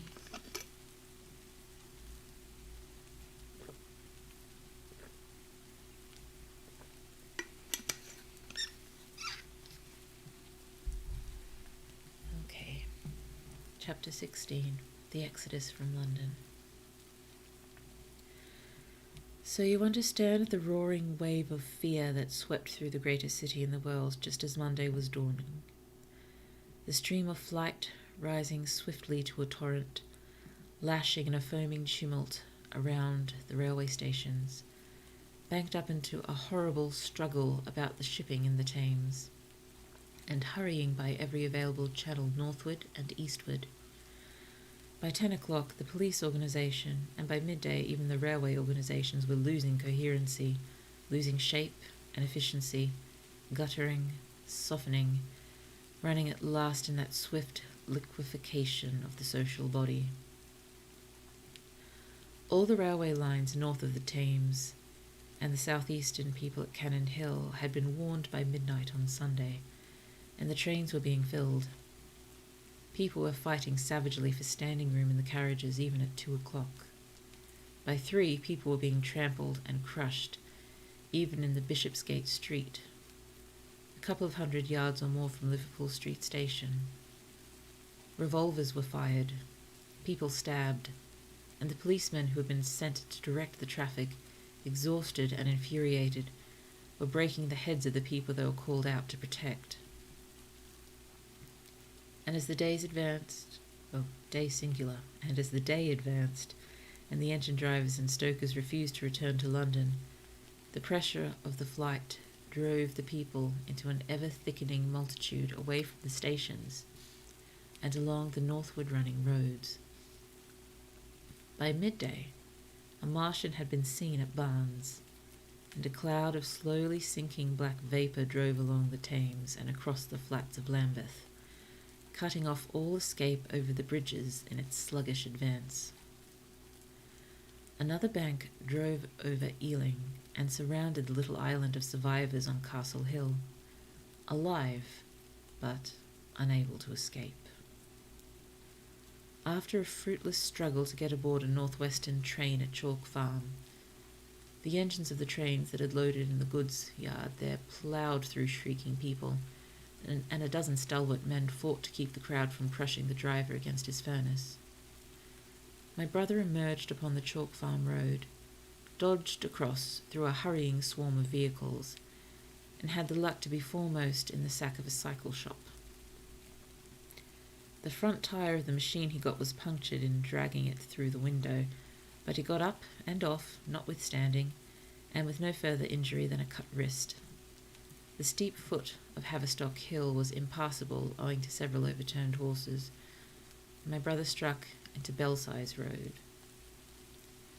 So he got out of the fury of the panic and, skirting the Edgware Road, reached Edgware about 7, fasting and wearied, but well ahead of the crowd. Along the road people were standing in the roadway, curious, wondering. He was passed by a number of cyclists, some horsemen, and 2 motor cars. A mile from Edgware, the rim of the wheel broke and the machine became unrideable. He left it by the roadside and trudged through the village. There were shops half opened in the main street of the place, and people crowded on the pavement and in the doorways and windows, staring and astonished at this extraordinary procession of fugitives that was beginning. He succeeded in getting some food at an inn.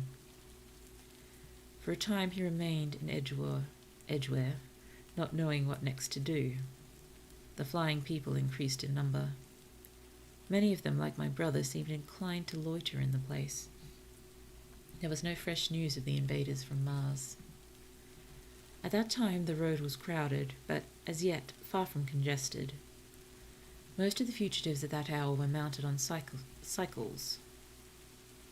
Goodness, I almost said cycles, or something like that. Most of the fugitives at that hour were mounted on cycles, but there were soon motor cars, hansom cabs, and carriages hurrying along, and the dust clung in heavy clouds along the road to St. Albans. It was perhaps a vague idea of making his way to Chelmsford, where some of his friends lived, that at last induced my brother to strike into a quiet lane running eastward. Presently he came upon a stile, and, crossing it, followed a footpath northeastward. He passed near several farmhouses and some little places whose names he did not learn. He saw a few fugitives until, in a grass lane towards High Barnet, he happened upon 2 ladies who became his fellow travellers. He came upon them just in time to save them. He heard their screams and, hurrying round the corner, saw a couple of men struggling to drag them out of the little pony chase in which they had been driving, while a third with difficulty held the frightened pony's head. One of the ladies, a short woman dressed in white, was simply screaming. The other, a dark, slender figure, slashed at the man who gripped her arm with a whip she held in her disengaged hand. My brother immediately grasped the situation, shouted, and hurried towards the struggle. One of the men desisted and turned towards him, and my brother, realizing from his antagonist's face that a fight was unavoidable, and being an expert boxer, went into him forthwith and sent him down against the wheel of the chaise. I'm not sure I'm saying that right.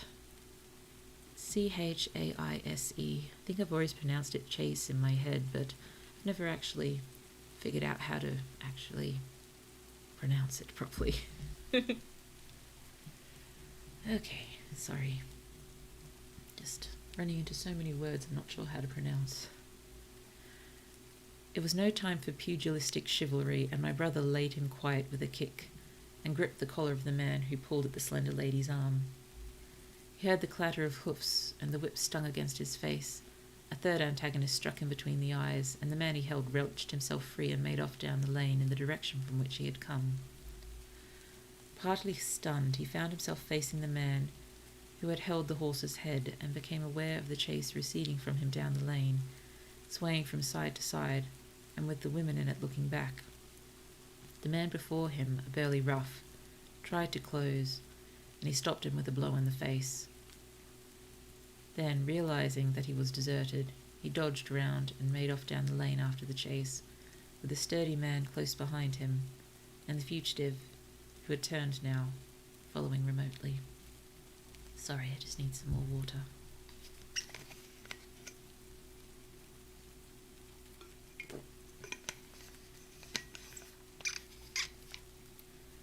Suddenly he stumbled and fell.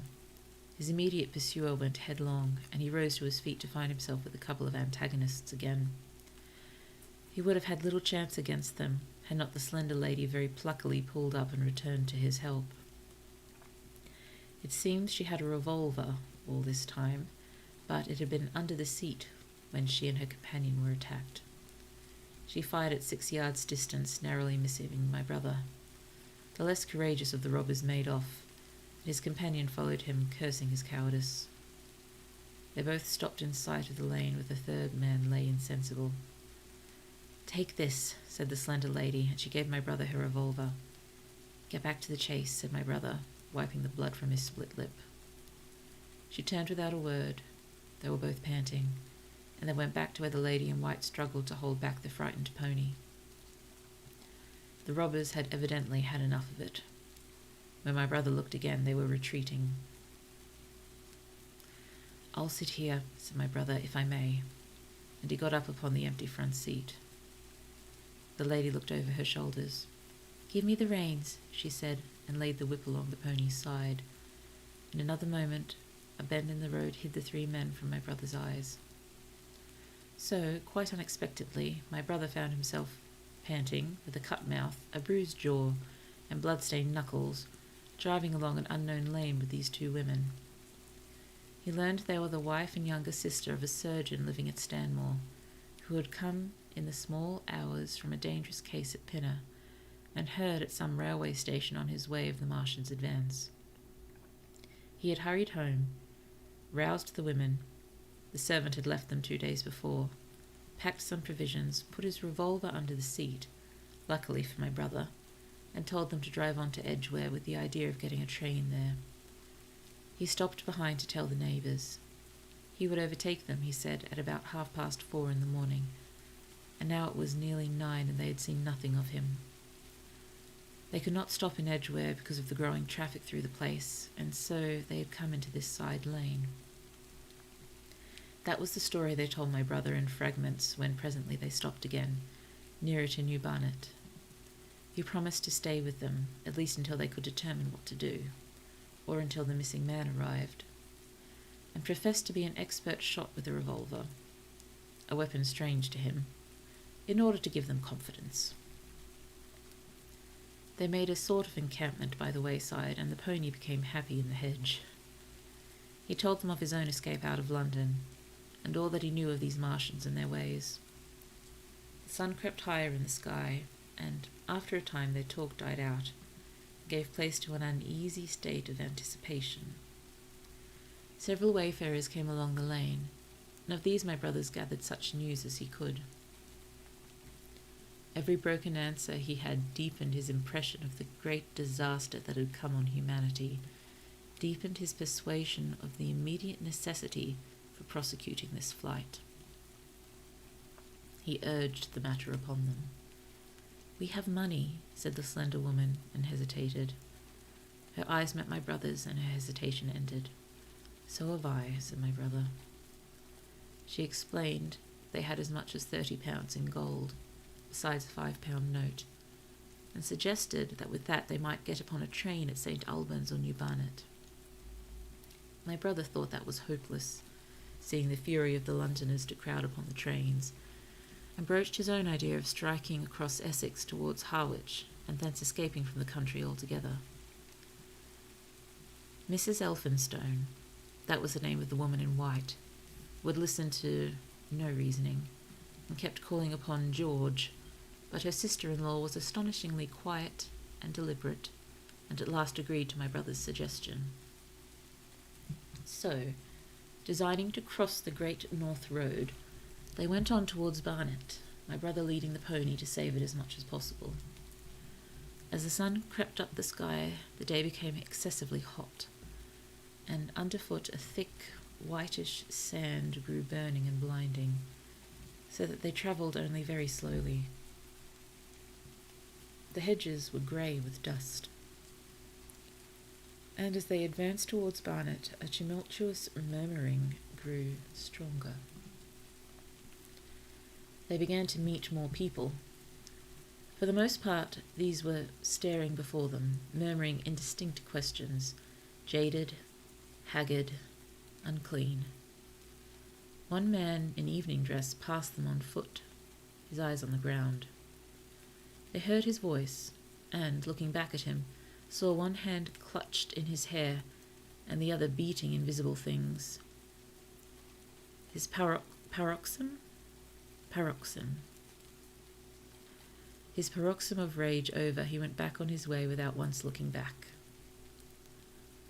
As my brother's party went on towards the crossroads to the south of Barnet, they saw a woman approaching the road across some fields on their left, carrying a child and with 2 other children. They passed a man in dirty black, with a thick stick in one hand and a small portmanteau in the other. Then, round the corner of the lane, from between the villas that guarded it and at its confluence with the high road, came a little cart drawn by a sweating black pony and driven by a sallow youth in a bowler hat, grey with dust. There were 3 girls, East End factory girls, and a couple of little children crowded in the cart. "This'll take us round Edgware?" asked the driver, wild-eyed, white-faced. When my brother told him it would if he turned to the left, he whipped up at once without the formality of thanks. My brother noticed a pale grey smoke or haze rising among the houses in front of them, and veiling the white facade of a terrace beyond the road that appeared between the backs of the villas.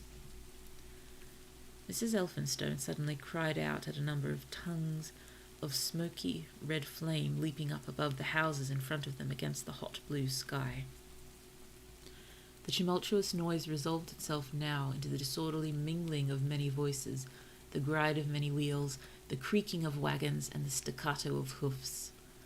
The lane came round sharply not 50 yards from the crossroads. "Good heavens!" cried Mrs. Elphinstone. "What is this you are driving us into?" My brother stopped. For the main road was a boiling stream of people, a torrent of human beings rushing northward, one pressing on another.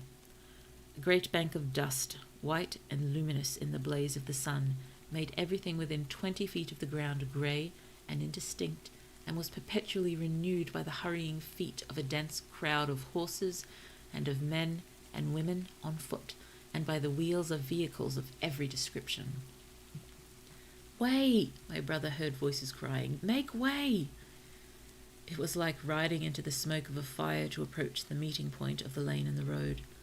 The crowd roared like a fire, and the dust was hot and pungent. And indeed, a little way up the road, a villa was burning and sending rolling masses of black smoke across the road to add to the confusion. 2 men came past them, then a dirty woman carrying a heavy bundle and weeping. A lost retriever dog with hanging tongue circled dubiously round them, scarred and wretched, and fled at my brother's threat. So much as they could see of the road Londonward between the houses to the right was a tumultuous stream of dirty, hurrying people, pent in between the villas on either side.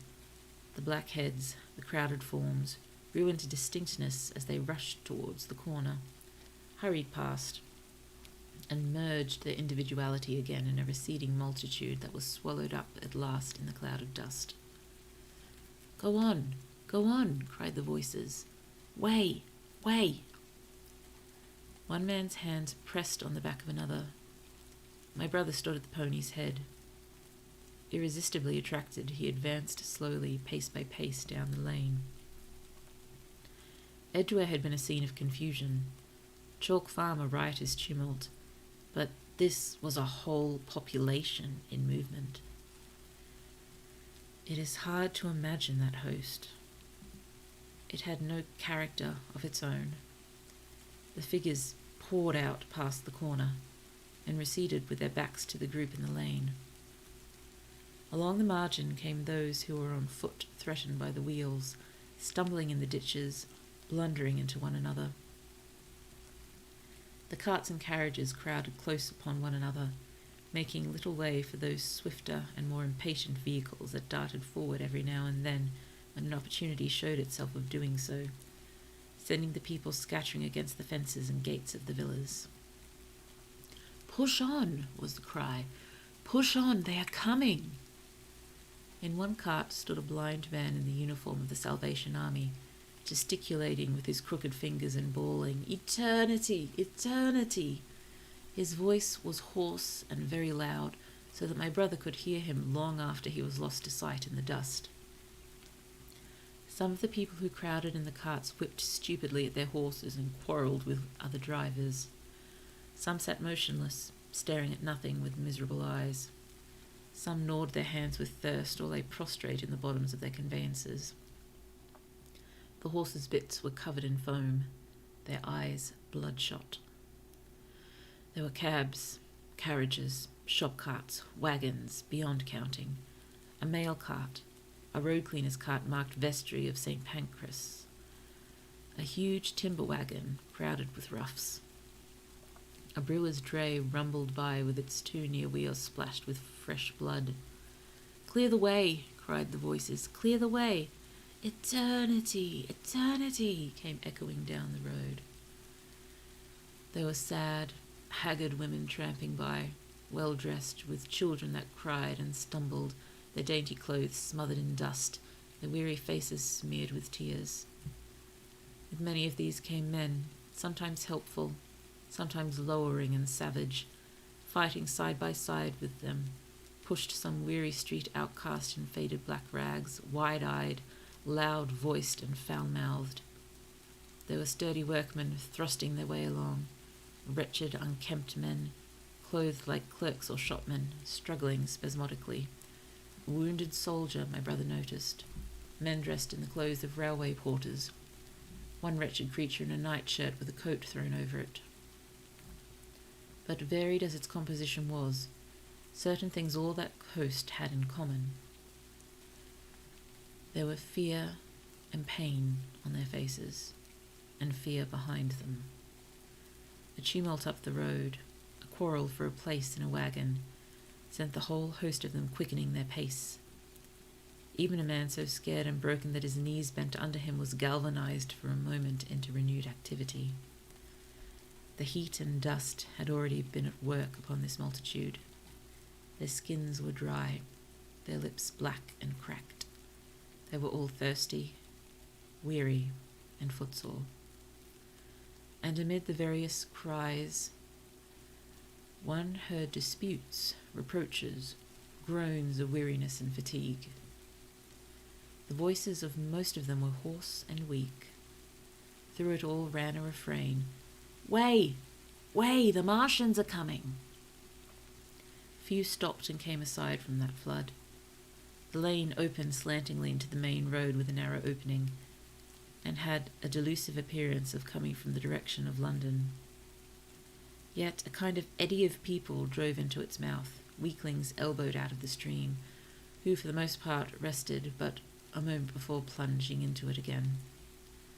A little way down the lane, with two friends bending over him, lay a man with a bare leg wrapped about with bloody rags. He was a lucky man to have friends. A little old man with a grey military moustache and a filthy black frock coat limped out and sat down beside the trap, removed his boot, His sock was blood-stained, shook out a pebble, and hobbled on again. And then a little girl of 8 or 9, all alone, threw herself under the hedge close by my brother, weeping. "I can't go on! I can't go on!" My brother woke from his torpor of astonishment and lifted her up, speaking gently to her, and carried her to Miss Elphinstone. So soon as my brother touched her, she became quite still, as if frightened. "Ellen!" shrieked a woman in the crowd, with tears in her voice. "Ellen!" And the child suddenly darted away from my brother, crying, "Mother!" "They are coming," said a man on horseback, riding past along the lane. "Out of the way there!" bawled a coachman, towering high, and my brother saw a closed carriage turning into the lane. The people crushed back on one another to avoid the horse. My brother pushed the pony in the chase back into the hedge, and the man drove by and stopped at the turn of the way. It was a carriage with a pole for a pair of horses, but only one was in the traces. My brother saw dimly through the dust that 2 men lifted something out onto a white stretcher and put it gently on the grass beneath the privet hedge. One of the men came running to my brother. "Where is there any water?" he said. "He's dying fast and very thirsty. It is Lord Garrick." "Lord Garrick," said my brother, "the Chief Justice." "The water?" he said. "There may be a tap," said my brother, "in some of the houses. We have no water. I dare not leave my people." The man pushed against the crowd towards the gate of the corner house. "Go on," said the people, thrusting at him. "They are coming. Go on." Then my brother's attention was distracted by a bearded, eagle-faced man lugging a small handbag, which split even as my brother's eyes rested on it and disgorged a mass of sovereigns that seemed to break up into separate coins as it struck the ground. They rolled hither and thither among the struggling feet of men and horses. The man stopped and looked stupidly at the heap, and the shaft of a cab struck his shoulder and sent him reeling. He gave a shriek and dodged back, and a cartwheel shaved him narrowly. "Way!" cried the men all about him. "Make way!" So soon as the cab had passed, he flung himself with both hands open upon the heap of coins and began thrusting handfuls into his pocket. A horse rode close upon him, and in another moment, half rising, he had been borne down under the horse's hoofs. "Stop!" screamed my brother, and pushing a woman out of his way, tried to clutch the bit of the horse. Before he could get to it, he heard a scream under the wheels, and saw through the dust the rim passing over the poor wretch's back. The driver of the cart slashed his whip at my brother, who ran round behind the cart. The multitudinous shouting confused his ears. The man was writhing in the dust among his scattered money, unable to rise, for the wheel had broken his back, and his lower limbs lay limp and dead. My brother stood up and yelled at the next driver, and a man on a black horse came to his assistance. "Get him out of the road," said he, and clutching the man's collar with his free hand, my brother lugged him sideways. But he still clutched after his money and regarded my brother fiercely, hammering at his arm with a handful of gold. Go on," shouted angry voices behind. "Way! There was a smash as the pole of a carriage crashed into the cart that the man on horseback stopped. My brother looked up, and the man with the gold twisted his head round and bit the wrist that held his collar. There was a concussion, and the black horse came staggering sideways, and the cart horse pushed beside it. A hoof missed my brother's foot by a hair's breadth. He released his grip on the fallen man and jumped back. He saw anger change to terror on the face of the poor wretch on the ground, and in a moment he was hidden, and my brother was borne backward and carried past the entrance of the lane, and he had to fight hard in the torrent to recover it. He saw Miss Elphinstone covering her eyes, and a little child, with all a child's want of sympathetic imagination, staring with dilated eyes at a dusty something that lay black and still, round and crushed under the rolling wheels. "Let us go back," he shouted, and began turning the pony round. "We cannot cross this." "Hell," he said, and they went back 100 yards the way they had come until the fighting crowd was hidden. As they passed the bend in the lane, my brother saw the face of the dying man in the ditch under the privet, deadly white and drawn, and shining with perspiration. The two women sat silent, crouching in their seat and shivering. Then, beyond the bend, my brother stopped again. Miss Elphinstone was white and pale, and her sister-in-law sat weeping, too wretched to even call upon George. My brother was horrified and perplexed. So soon as they had retreated, he realized how urgent and unavoidable it was to attempt this crossing. He turned to Miss Elphinstone, suddenly resolute. "We must go that way," he said, and led the pony round again. For the second time that day this girl proved her quality.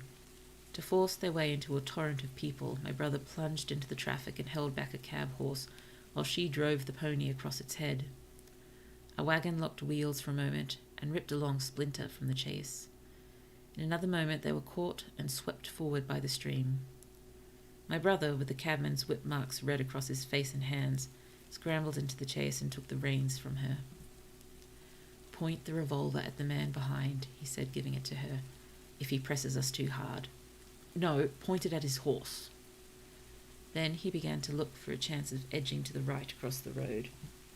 But once in the stream, he seemed to lose volition, to become part of that dusty route. They swept through Chipping Barnet with the torrent. They were nearly a mile beyond the centre of the town before they had fought across to the opposite side of the way.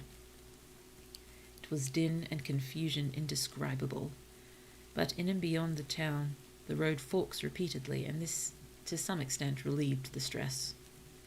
They struck eastward through Hadley, and there on either side of the road, and at another place farther on, they came upon a great multitude of people drinking at the stream, some fighting to come at the water. And farther on, from a lull near East Barnet, they saw two trains running slowly one after the other without signal or order, trains swarming with people, with men even among the coals behind the engines, going northward along the Great Northern Railway. My brother supposes they must have filled outside London, for at that time the furious terror of the people had been rendered the central... Oh, goodness me. For at that time the furious terror of the people had rendered the central termini impossible. There we go. Sorry about that.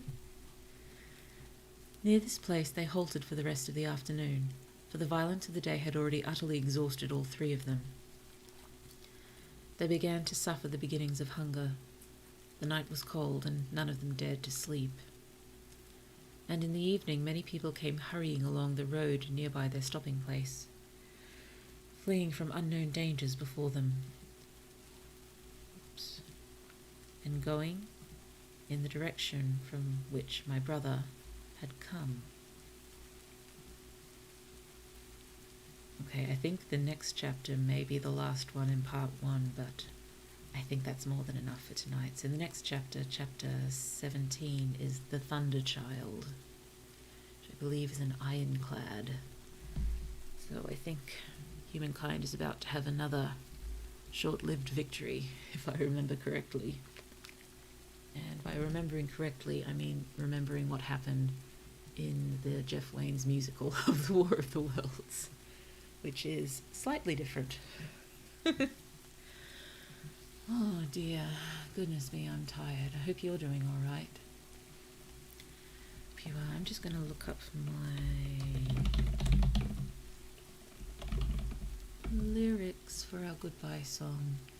And I'm sorry, it's probably going to sound absolutely dreadful tonight because my throat is definitely feeling that reading.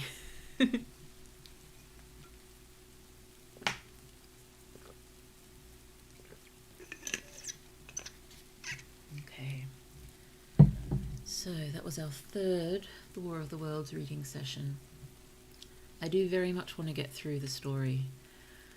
Oh, I am worried people are a bit tired of reading the one novel for so many streams, but you know, it's an experiment. We are trying things. I'm still so new to streaming. There's many things I would like to try. Again, I'm not sure reading entire novels will really work until it is my novels I am reading, and we can have commentary and questions and answers and lots of fun things going on while we're reading them. But yes, after we finish the War of the Worlds, I'll figure out some new adventures for reading streams. I have thoughts, it's just putting them into action. So, I think I need to go to bed. So, thank you for coming. Thank you for reading with me.